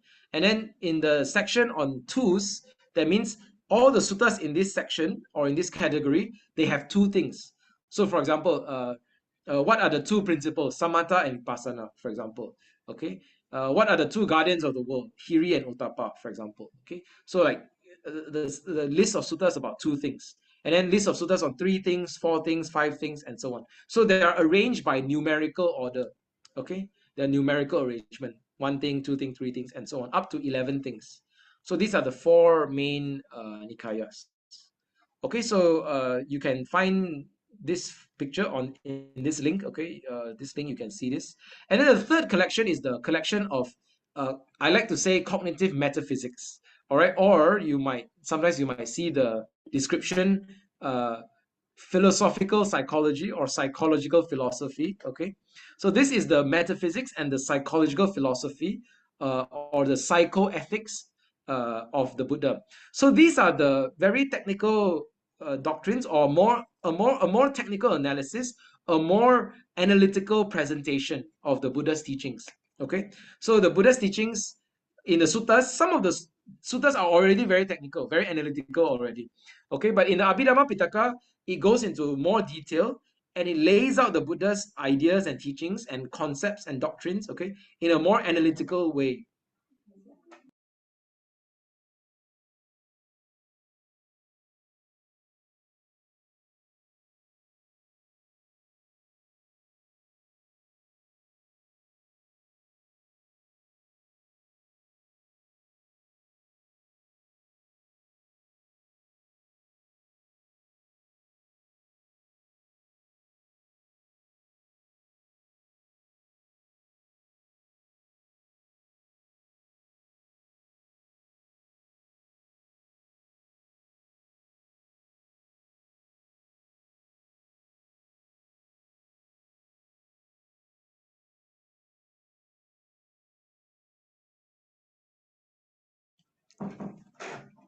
Okay, yeah, all right. Yeah, so in a more analytical fashion, the Abhidhamma Pitaka presents the teachings of the Buddha in a more analytical way. So you get to see, like, it's a lot of question and answer. It's a lot of lists, very long lists. It presents the different classifications of the Buddha's teachings. Okay, so that one is the Abhidhamma Pitaka. Okay, all right. Does that help? Okay, this book is called The Guide to Tipitaka. It's very detailed. I just give you the link. If you want to read, you can read. Okay, it's very detailed, but I don't know whether I don't know whether you want to. I don't know whether you want to remember that, because there's a lot of information. I can show you. I can show you an example. Okay, it's a long book, but it gives a lot of details. A lot of details for the Tipitaka. So let me show you all.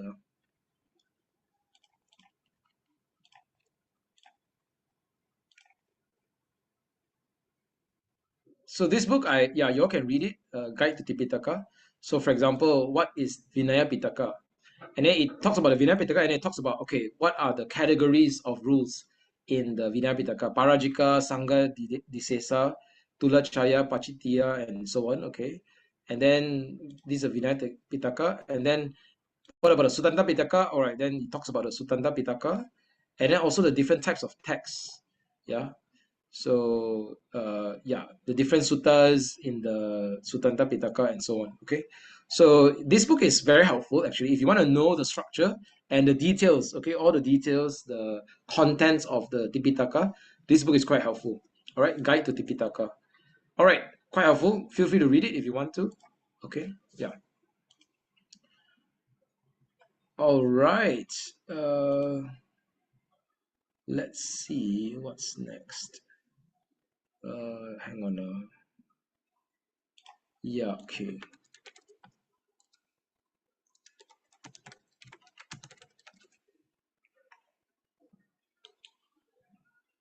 Maybe I can.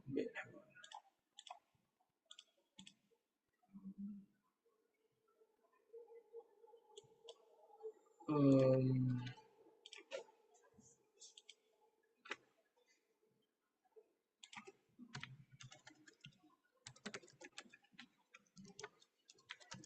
Hang on, I'm getting a link. I want to share something that Bhikkhu Bodhi writes. Uh,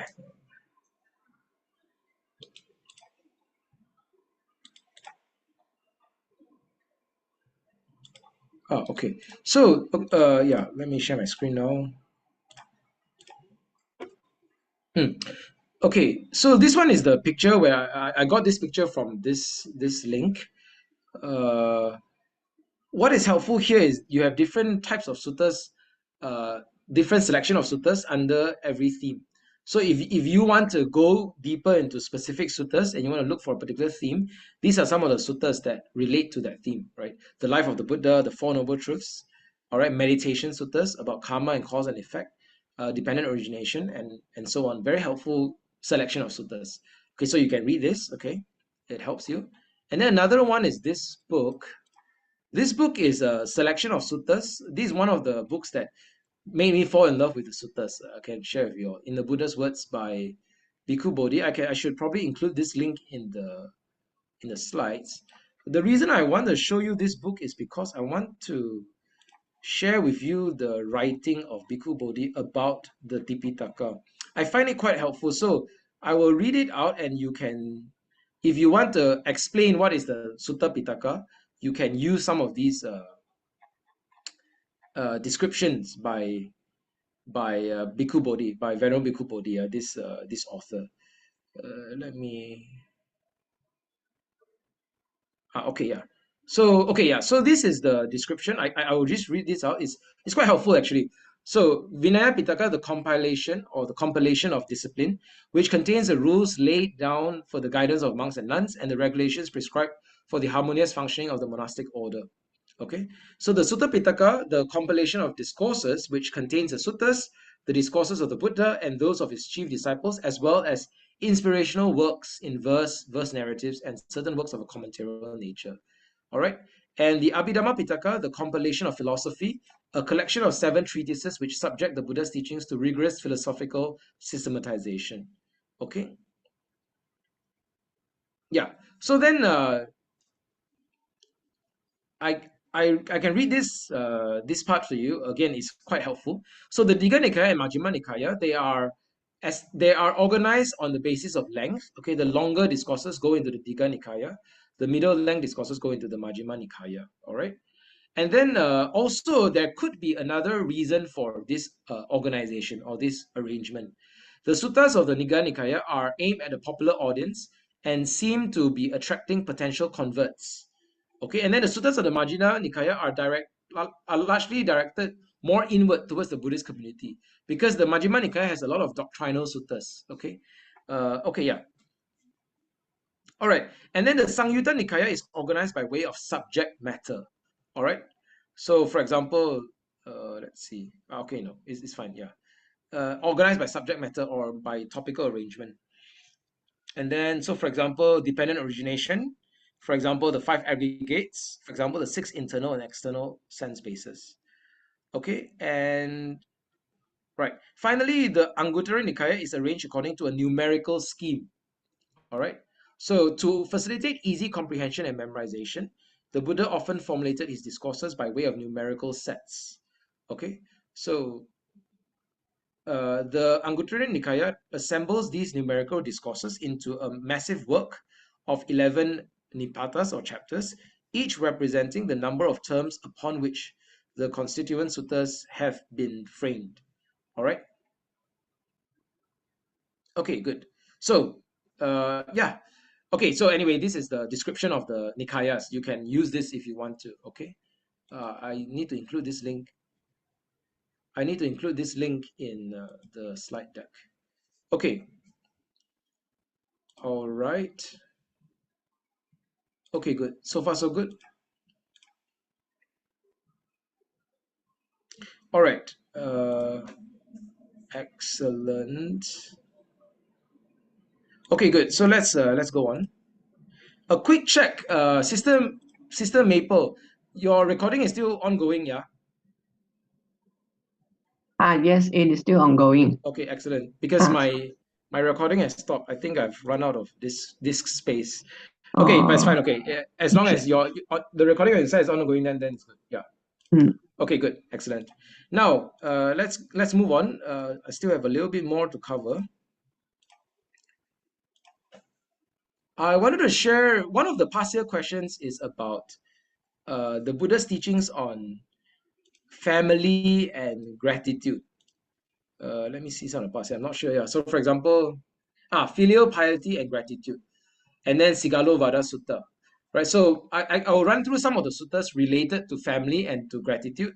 But depending on the question, sometimes the question doesn't specify any suttas, so you can share any suttas that you want to share that is related to family and gratitude. Okay, but the ones I want to share are here. I can share with all of you.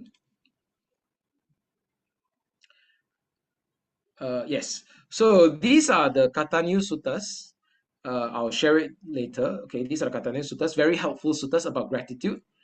And then I'll also share.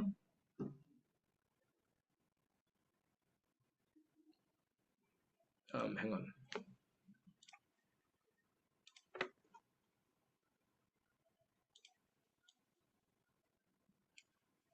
Okay, good. So I'll also share.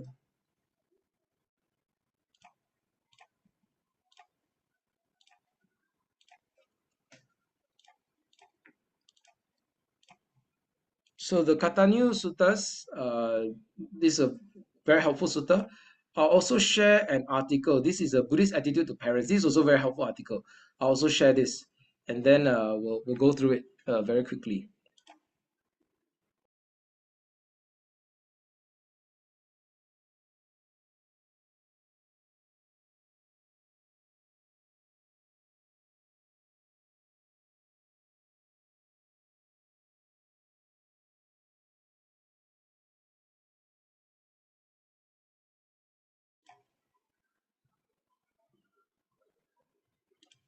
Okay, let me share my screen. Okay, yeah. So these are some suttas that are related to filial piety and gratitude. So let me talk about them. Okay. The first one is, uh-oh. Okay, Sutta Central is not working again, once again. Okay, never mind. I'm not sure. Sometimes Sutta Central doesn't work very well, the loading of the website. Okay, so this is the Buddhist attitude to parents. This link, you can read it, and it provides a lot of sutta references. Then you can also see. So, okay, I'll go through some important suttas related to family and parents, and then maybe some of you want to add in as well. So, one of the important teachings of the Buddha about family and parents is the teaching on right view. So, any sutta where you will find the Buddha gives a definition of right view is helpful, all right? Because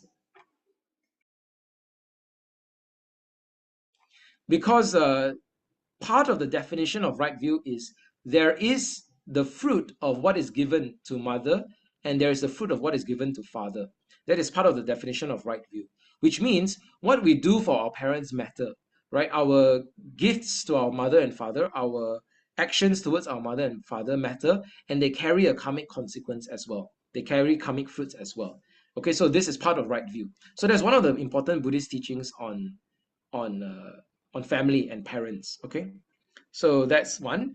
And then another one is a Sigalo Sutta. Okay, many of you know this sutta. This is a very popular sutta as well. In the Sigalo Sutta, the Buddha talks about different relationships in life. So he talks about parents and children. He talks about husband and wife. He talks about employers and employees, and then friendships. Talks about the relationship between teachers and students, and also the relationship between spiritual teacher and also spiritual followers. Okay, yeah, devotees and spiritual teachers. So those are the important relationships in life, especially for this exam question. Okay, on family, we need to know about mother and father, right? The relationship between parents and children, and also the duties of parents and the duties of children. All right. So, for example, the duties of a householder towards their mother and father is supporting the parents and then doing their work, keeping the family tradition, making oneself worthy of the inheritance, and then offer alms and making merit for the parents in their name, okay, after their death. All right, so in honor of the departed. So these are the duties of a child. Okay, so this is a very helpful sutta. Some of you know this sutta already. Yeah. Okay, let's see what other suttas. Okay, this sutta is helpful. And then another one is the Brahma Sutta. Let me open it.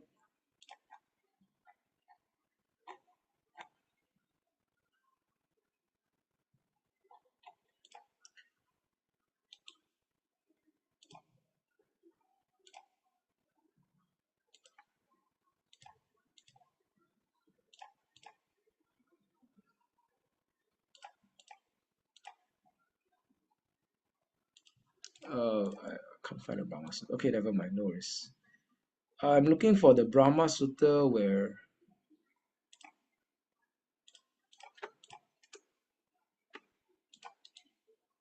All right, we'll take some time. Okay, no worries.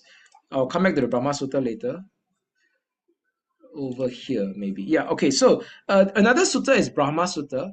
It talks about this one under Brahma Sutta. It talks about the role of the parents and the importance of taking care of parents in the household. So, for example, parents are called Brahma. They're called gods. Brahma means gods. They are called gods, or they're called heavenly beings, deities, because they are worthy of gifts, right? The wise should worship them and pay them honor, all right? Serve them with food and drink, clothing and bed, all right? Service to parents is praiseworthy. So this is the sutta, all right? Yeah, this is the one. Yeah, so a family where the children honor their parents in their home is said to live with Brahma, to live with gods. Okay, Brahma is a term for the parents. First teachers, first tutors is a term for parents. All deities is a term for parents. This is the Brahma Sutta. Okay, and the parents are also worthy of an offering dedicated to the gods. Okay, so a wise person and astute person would revere their parents and honor the parents with food and drink, clothes and bedding, by anointing and bathing, and by washing their feet. Because they look after their parents like this, they are praised in this life and they depart to rejoice in heaven. Okay, so why is this? Why is parents so important for the family and for the household? Parents are helpful to their children. They raise them, they nurture them, and they show them the world. Okay, so this is a good sutta, Brahma Sutta, for parents and children. Okay, and yeah, all right. Another one is the Mangala Sutta. Some of you already know the Mangala Sutta as well. Supporting mother and father, Mata Pitu Upathanang, Etang Mangala Mutamang. It is the highest blessing, the supreme blessing. Okay, so this is also talks about mother and father in the Mangala Sutta. And yeah, and also killing one's mother and killing one's father, these are among the five most heinous crimes, the five worst crimes. Okay, so these two, and among five crimes, any one of these five crimes, if you commit this act, the result is, hang on.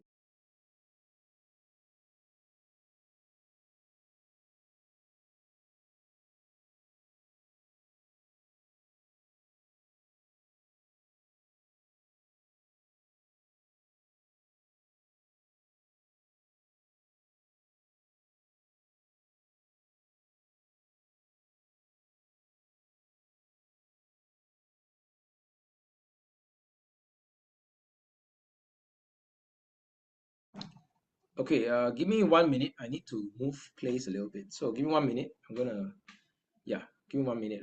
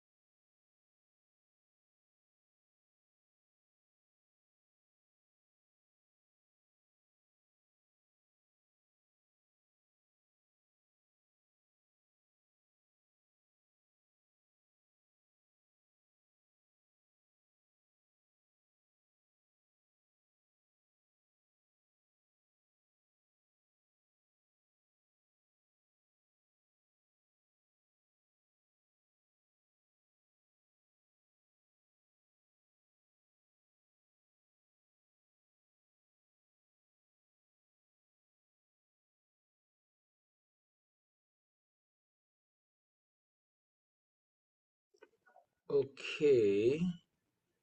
Okay, I've moved place. I hope this place is a bit better. Uh,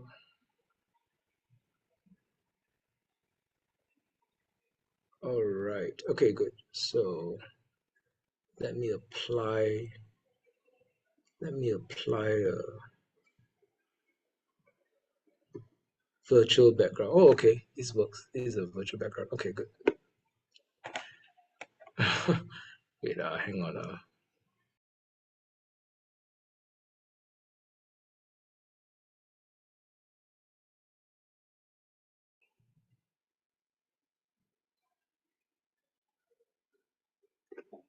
Ongoing.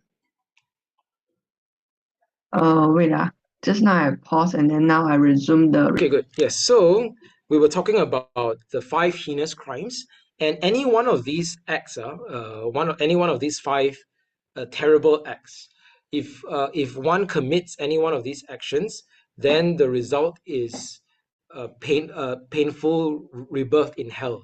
Okay, so this is one of the these five actions are the five most terrible actions, and two of the five actions are killing one's mother and killing one's father. So this is the very important uh, bond and relationship and connection between parents and children. So much so that the act of killing one's mother and father is very weighty, karmically weighty. Okay, good. So yeah, all right. So these are some of the suttas that are related to parents and children. You can this I have provided this link in the Canva slide deck. So yeah, you can read this and for more information and for more sutta references. All right.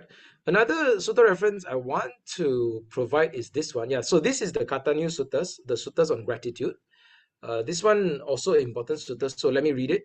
In this sutta, the Buddha is talking about a person of integrity, a good person, a trustworthy person, a superior person. Okay, sapurisa, yeah, a person of uh, no integrity and a person of integrity. So the Buddha talks about a good person, a true person, a person of integrity as someone who is grateful and thankful. All right. And so when we talk about gratitude, we talk about our parents. So the Buddha says there are two people who are not easy to repay. Which two? Your mother and father. Right? Even if you were to carry your mother on one shoulder and carry your father on the other shoulder for 100 years, and you look after them, you take care of them by anointing, massaging them, bathing them, rubbing their limbs, okay, and they were to defecate and urinate right there on your shoulders, you would still not, after doing all these things, taking care of them, looking after them, you would still not in that way repay your parents. Okay, so uh your parents, the things that your parents have done for you is a lot. Your parents contribution to your life is a lot, and your debt to your parents is very high. It's very difficult to repay your parents. Even if you were to establish your parents in absolute sovereignty over this great earth abounding in the seven treasures, you would still not in that way repay your parents. Okay, why is that? Because mother and father do much for their children. They care for them, they nourish them, they introduce them to this world, they show them the world. Yeah. But anyone who arouses, okay, anyone who rouses his unbelieving parents and settles them and establishes them in conviction, rouses his unvirtuous parents and establishes them in virtue, rouses his stingy parents and establishes them in generosity, rouses his foolish parents and establishes them in wisdom and discernment. To this extent, one would repay one's parents. Okay, so this is a Katanyu Sutta on gratitude, very important sutta as well, also related to family. So those are some of the suttas related to filial piety and gratitude. You can include them and write about them in the exam question. Okay. Yeah. All right. Oh, okay. We might need to hang on. We might need to go over time about 10 minutes. I hope I can have that 10 minutes. Hang on. Let me. Okay. Wait.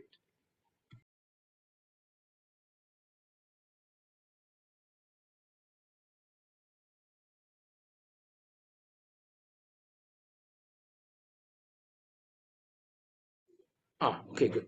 So yeah, we might need to go over time by about 10 minutes. So give me 10 more minutes. Let me finish up my content. Okay, all right. Where's my slides? Okay, good. Yeah. So the next thing I want to talk about that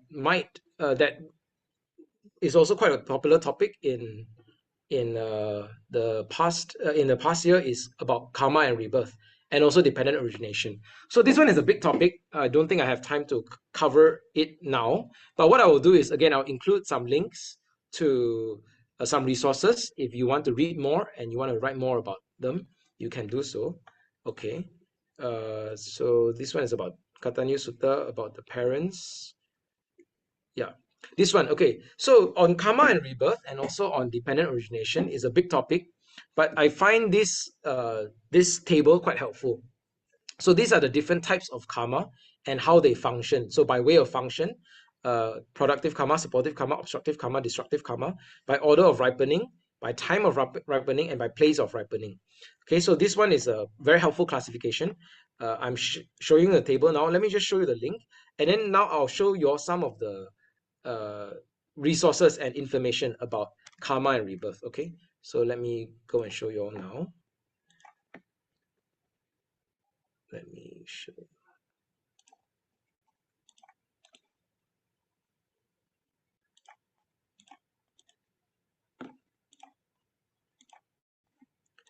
Okay, the link is here.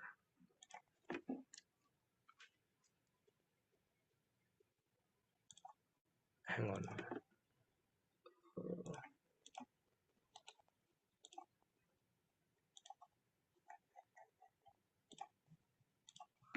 Okay, yeah. All right, I think this is helpful.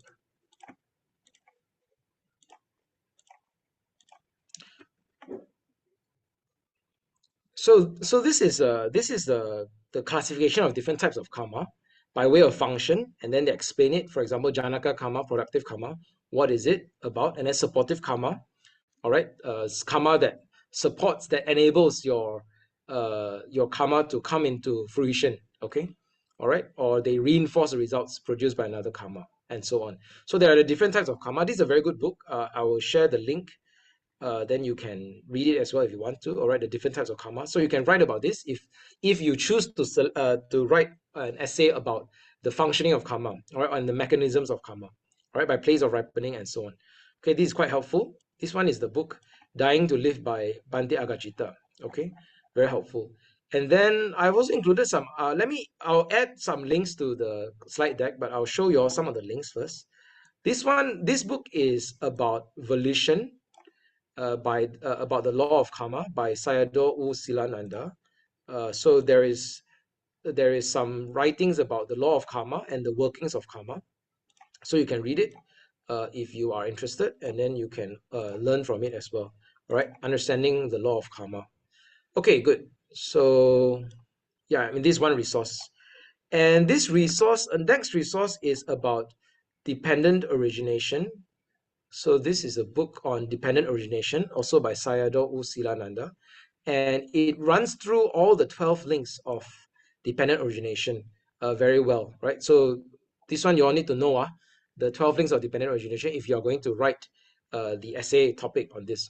This one is not so easy. This is a more complicated topic. So if you want to challenge yourself, you can take on this topic, right? Avijja, Sankhara, Vijnana, Nama Rupa, Salayatana, Phassa, Vedana, Tanha, Upadana, Bhava, Jati, and then Jara, Marana, Sukha, Parideva, Dukkha, Domanasa, Sukha, Parideva, Dukkha, Domanasa, Upayasa. Okay, yeah. So sorrow, lamentation, pain, distress, and anguish. Okay, all right. So a lot of information here. So the Sayadaw, the author, goes through each link and explains. All right, so the condition for birth, the condition of karma, condition for desire, feeling, contact, and so on. All right, so this is quite helpful. I will post this link as well. And then also it classifies and divides the 12 links into causes and effect. This is called the three lives. The three lives are past life, and then present life, and then future life. All right. So there's the past causes, avijja and sankhara, And then there's the present effects or the present results. Vijnana, nama, rupa, sayatana, phasa, vedana. Vedana is the feeling, okay? And then there's the present causes, tanha, upadana, kama, bhava. So that's why the link between feeling and craving is quite important, right? Vedana, tanha, because feeling is the present result, and then from feeling, whether there's like or dislike, whether there's pleasant feeling, painful feeling, then from the feeling, usually that's when we create the present causes of craving or the present causes of grasping. We grasp and we hold on to a pleasant feeling, and then we reject and we push away unpleasant feeling, for example. So this link is very important. Okay, feeling and craving, or feeling and grasping thirst. Okay, present results and present causes, and then future results is rebirth and suffering. Okay, rebirth, old age, death, and suffering. Okay, so these are the classification into past, present, future, 3 lives, and then causes and effect. Okay, so this is also quite helpful. There's probably a diagram somewhere. I need to look for it. Actually, let me do it now. If I can Google for the diagram now, let me see. There's probably a diagram which is quite helpful. Hang on.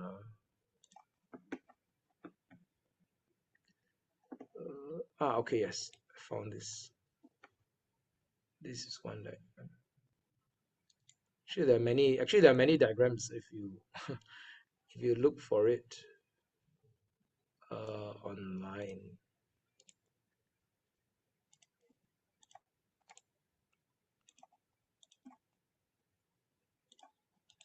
Okay, I found 2 diagrams, so let me share my screen. Okay, so can you all see this? This is a very beautifully drawn diagram, because this one is, you can see the 12 links of dependent origination, and then it also includes the transcendental dependent origination from dukkha to saddha, and then all the way to vimutti, liberation, freedom, and to asava khaye jnana, the knowledge of the destruction of the asavas. So this diagram is quite helpful. So this one is the circular or the worldly dependent origination. So it goes around in circle and circle. Dukkha, go back to avidya, and so on and so on. Okay, but there's a way out of this cycle of dukkha. Okay, then this is the transcendental dependent origination. Okay, it leads out of dukkha all the way to final liberation. Okay, so this is one diagram. It's helpful. Another diagram is this one. Yeah, this is the one I was saying. So avidya, and then sankhara, and then vijnana. So you've got past causes, present effects, present causes, future effects. Okay, it classifies the 12 links. Okay, so this is one classification. All right, so this is the book. Yeah, so this is the book. Yeah, oh yeah, there's a diagram here. Okay, this is helpful. All right. Okay, I'll post this link into the Canvas slide deck, then you can read more, okay, if you have more questions or you want to get more information.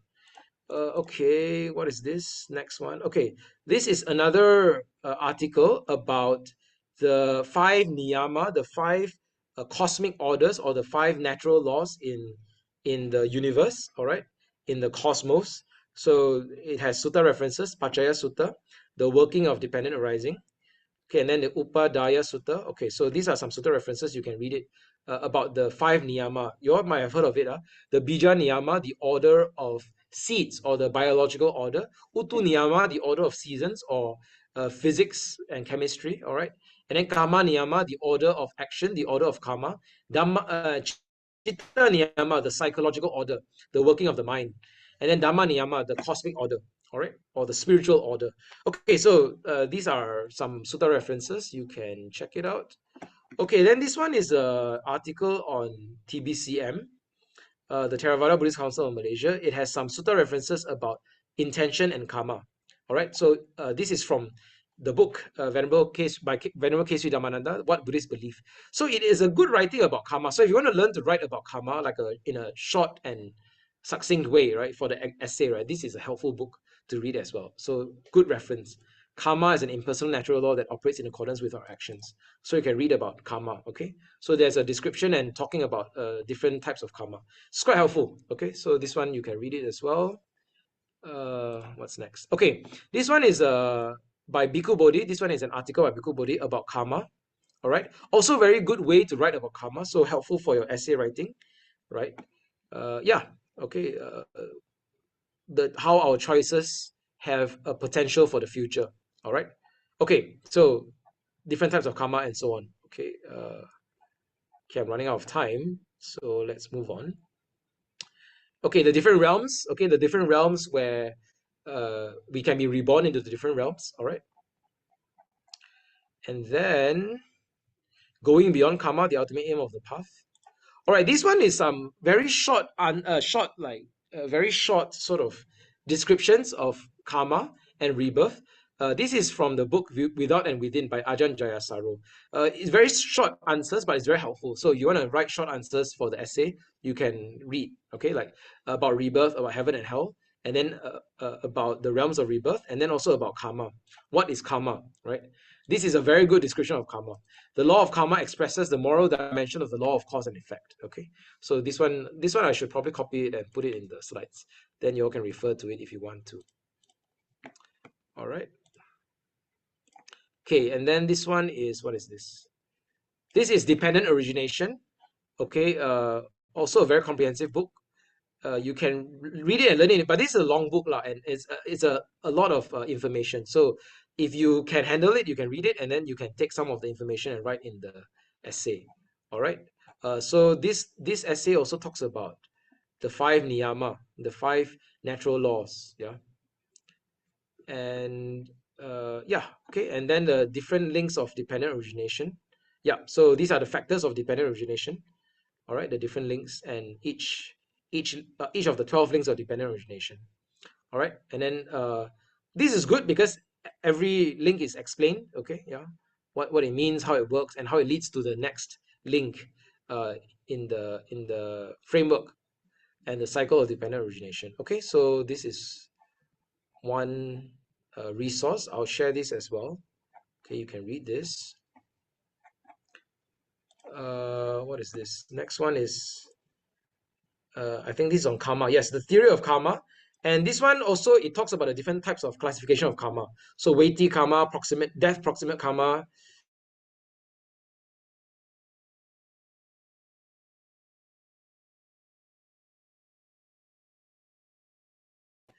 All right. And finally, this one is a short article, good and bad karma. Okay, good. So I'll post all these links in the slides so that you can have access to it.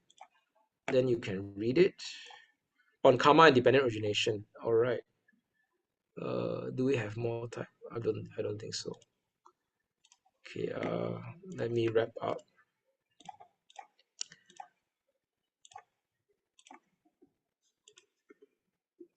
So, okay, the last thing I want to talk about.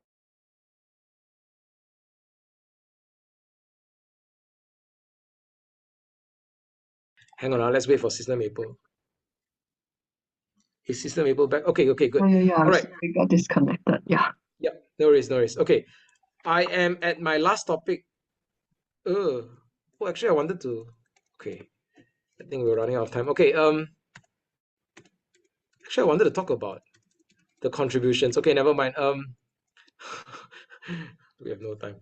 Sorry, everyone. Never mind. I'll put extra links in the Canva slide so you can check it out. Actually, I wanted to share. Where is it? There's one article I wanted to talk about. Actually, where is it? Oh, I can't find it.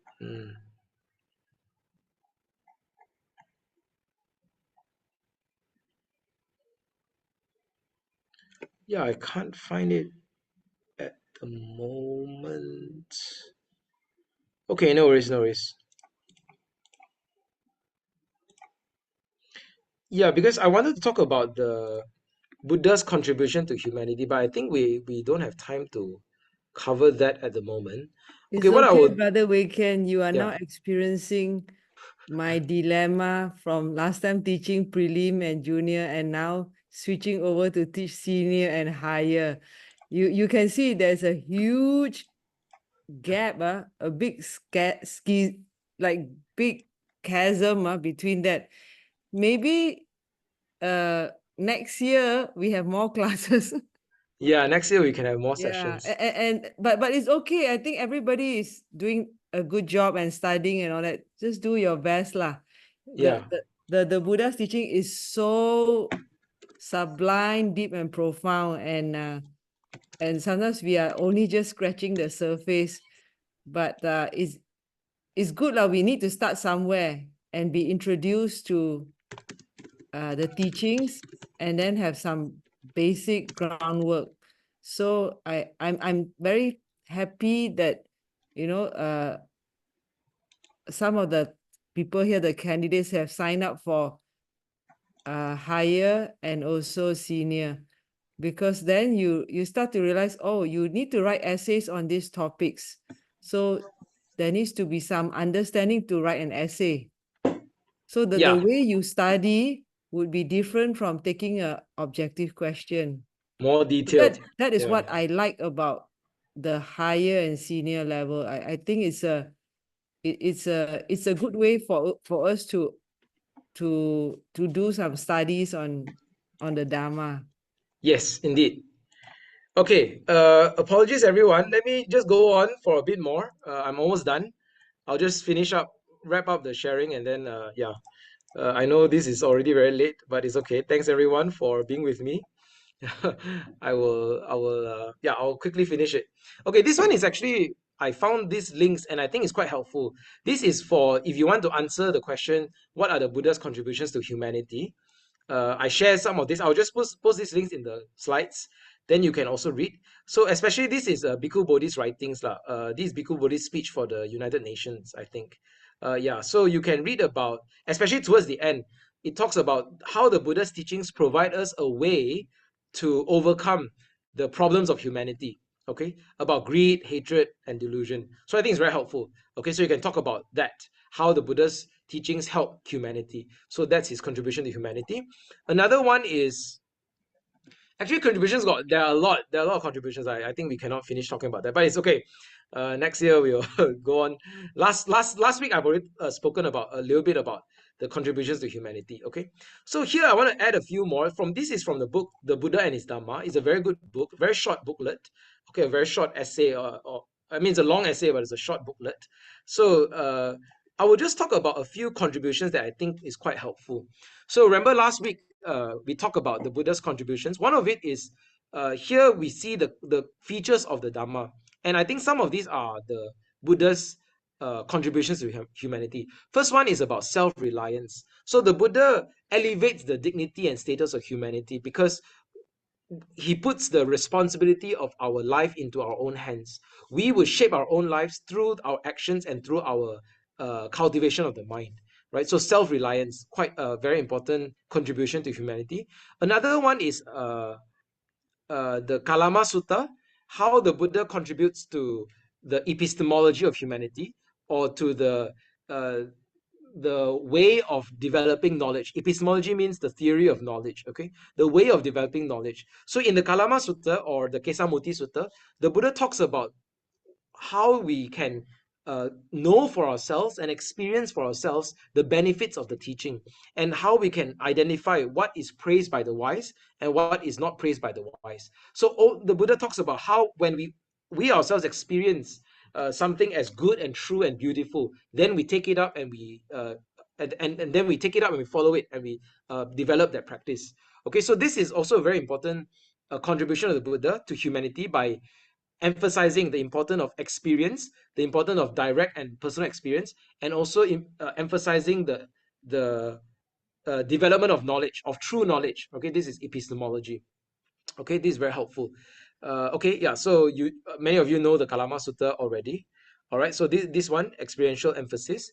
And then also another contribution of the Buddha to humanity is giving a universal code of ethics, giving a framework of karma and rebirth that helps us understand our place in the universe, that helps us understand our process of life and death, and helps us understand a universal code of ethics. What is right and wrong? What is good and evil? What are the right actions to do if we want to have a good rebirth, if we want to have a good future, if we want to change our destiny?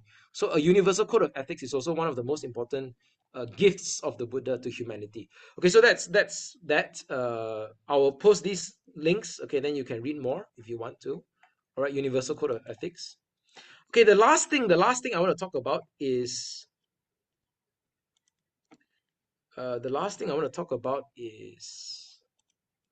where are my slides? Hang on. The last thing I want to talk about is meditation and samatha and vipassana. So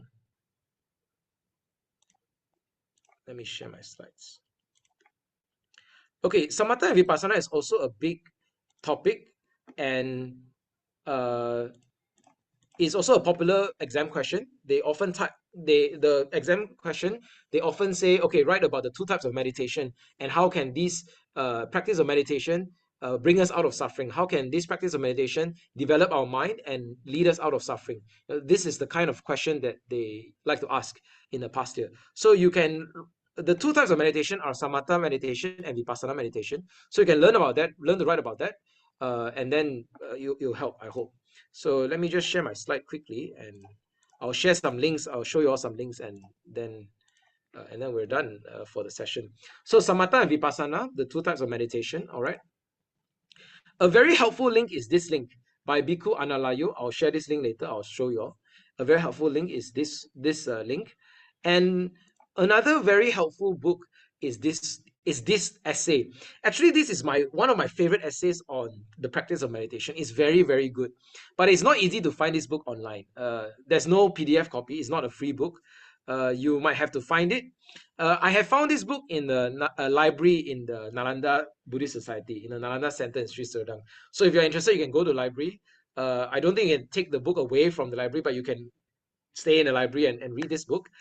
This is the essay on meditation. It is written by Bhikkhu Nyana Sobano.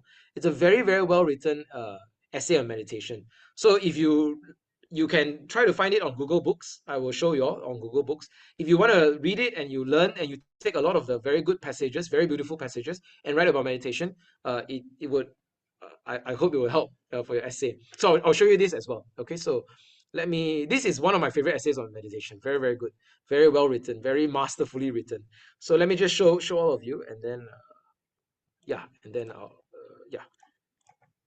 and then we'll wrap up the session. Okay, so this is a book on Buddhist meditation theory and practice.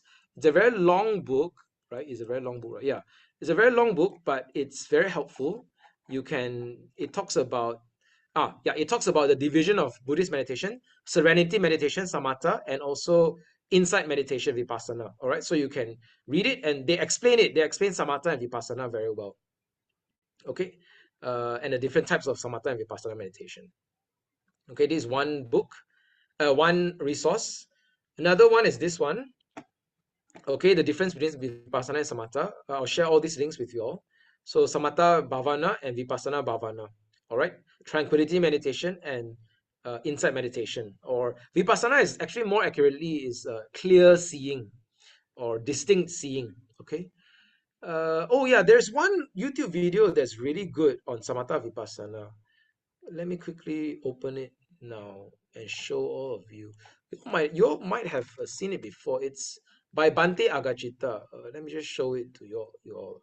It's a very helpful YouTube video. Have you all seen it before? Samatha vipassana. Okay, now I'll go to it later. It's loading. Samatha vipassana Bhante Agachita.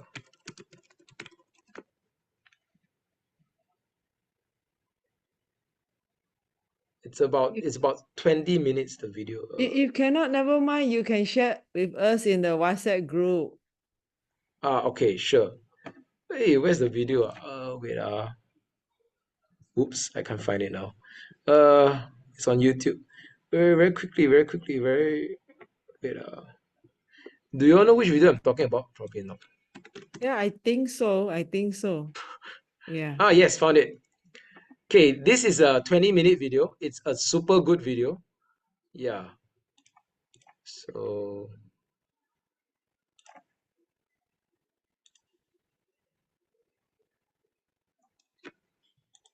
hang on.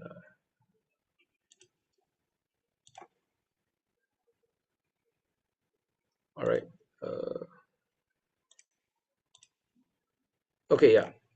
So this is the book. This is the video.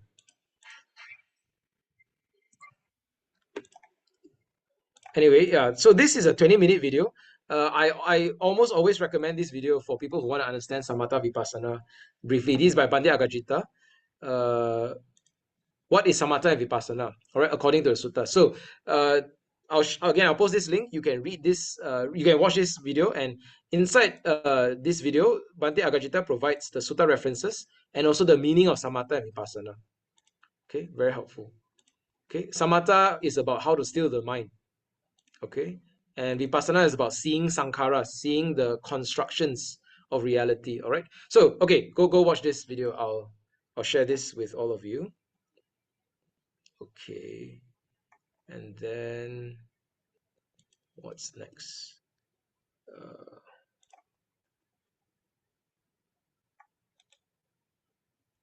Where is it? Hang on now.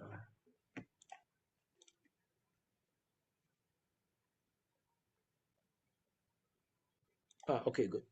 So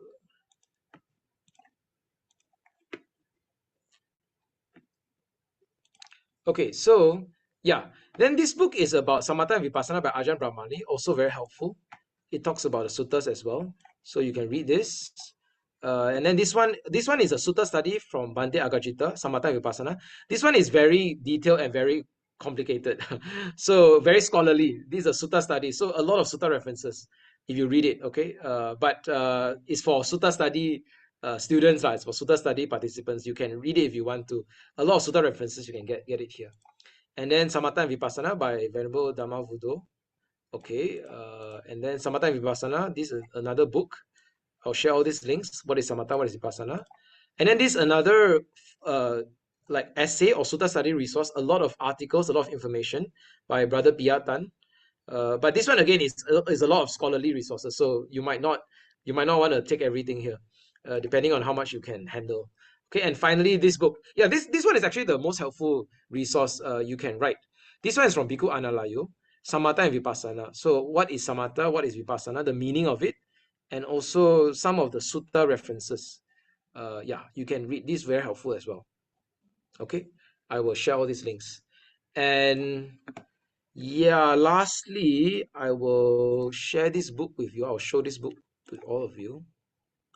Okay, so this is the book I was talking about by Venerable Bhikkhu Nyana Sobano.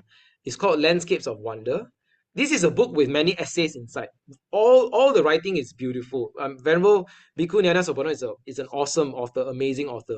So if you read all the essays inside, it's really good.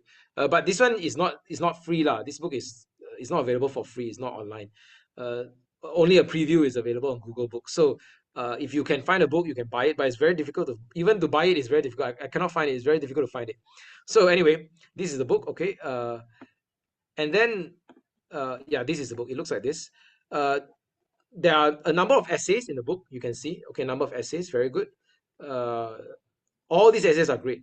I will just read a bit from meditation in the light of day. This is the essay on meditation, and it talks about Samatha and Vipassana meditation very well. So I'll just read a little bit because we don't have time. Okay, so for example, in technical terms, there are two main branches of Buddhist meditation, Samatha Bhavana and Vipassana Bhavana. The first refers to a system of training the mind to attain states of extraordinary tranquility and concentration, with its emphasis on strictly limiting attention to a single object and rigorously excluding other phenomena until exalted levels of contemplation are achieved. Samatha Bhavana has much in common with practices in other religions, though its ultimate purpose is to prepare the mind for the Buddhist insight into suffering and the way to end suffering. Okay, so very helpful. So 40 classical meditation objects, okay, Samatha objects of meditation. Okay, and then you can read it. All right, and then okay, for the understanding of reality, you need to turn to Vipassana Bhavana or insight meditation. So insight means direct experience of existence as anicca, dukkha, and anatta.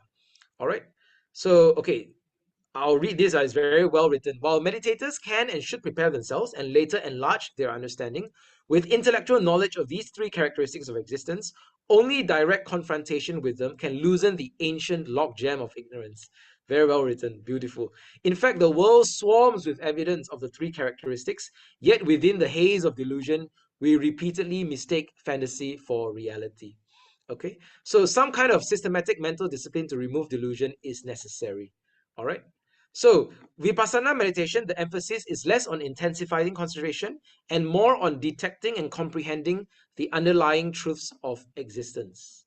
Okay, all right. So you can read on for more writings on meditation, Vipassana and Samatha. Okay, so very helpful. This is on Google Books, the free preview. You can read quite a lot already about this essay. All right. Okay, good. So this is the last thing I want to share, okay, on meditation. Okay, thank you so much, everyone, for your time.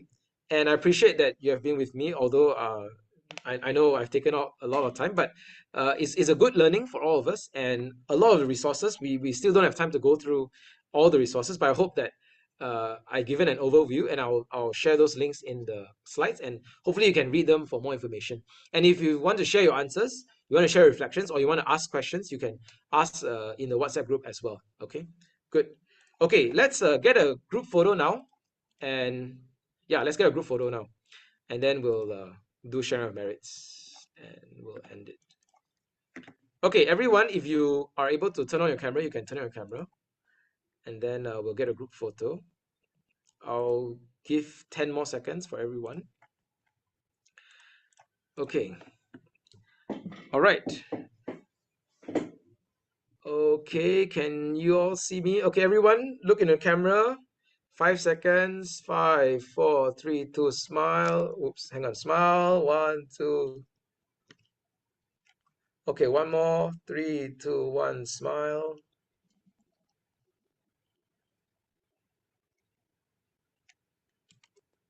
Okay, photo taken. All right. So, yeah. Okay, thank you everyone for the time. Any last questions, quick questions, burning questions? Anyone? I think it's late already. I think everyone wants to sleep already. Okay, Sister Wei Hua, is it? Said, thank you very much, Brother Wei Ken. Yes, sadhu for the effort. Thank you for listening. Thank you for participating. Elvina says thank you and sadhu. Brother Khor says thank you, brother, sadhu. Okay, yes. Thank you, everyone. Any last questions? No? Okay, all good. All right, good. So, yeah, I think that's the end. Yeah. Okay, yeah, so this is the essay on meditation I was mentioning. All right, okay, that's the end. If there are anything else, I'll add into the WhatsApp group and into the Canvas slides. Okay, you all have the access already, so you can read the links. And also you have the textbooks, okay, in the syllabus. And I'm sure many of you have your own reading as well, which is helpful. Okay, then you can use the information in the essay. Yeah, okay, good. Yeah, no questions. All right. Thank you so much, everyone, for participating in these 2 sessions for the senior and higher category. And I've learned a lot from all of you. Thank you so much for your sharing as well. And I hope you have benefited from this. And all the best. Okay, just you've all of you know a lot already. That you've done a lot of reading.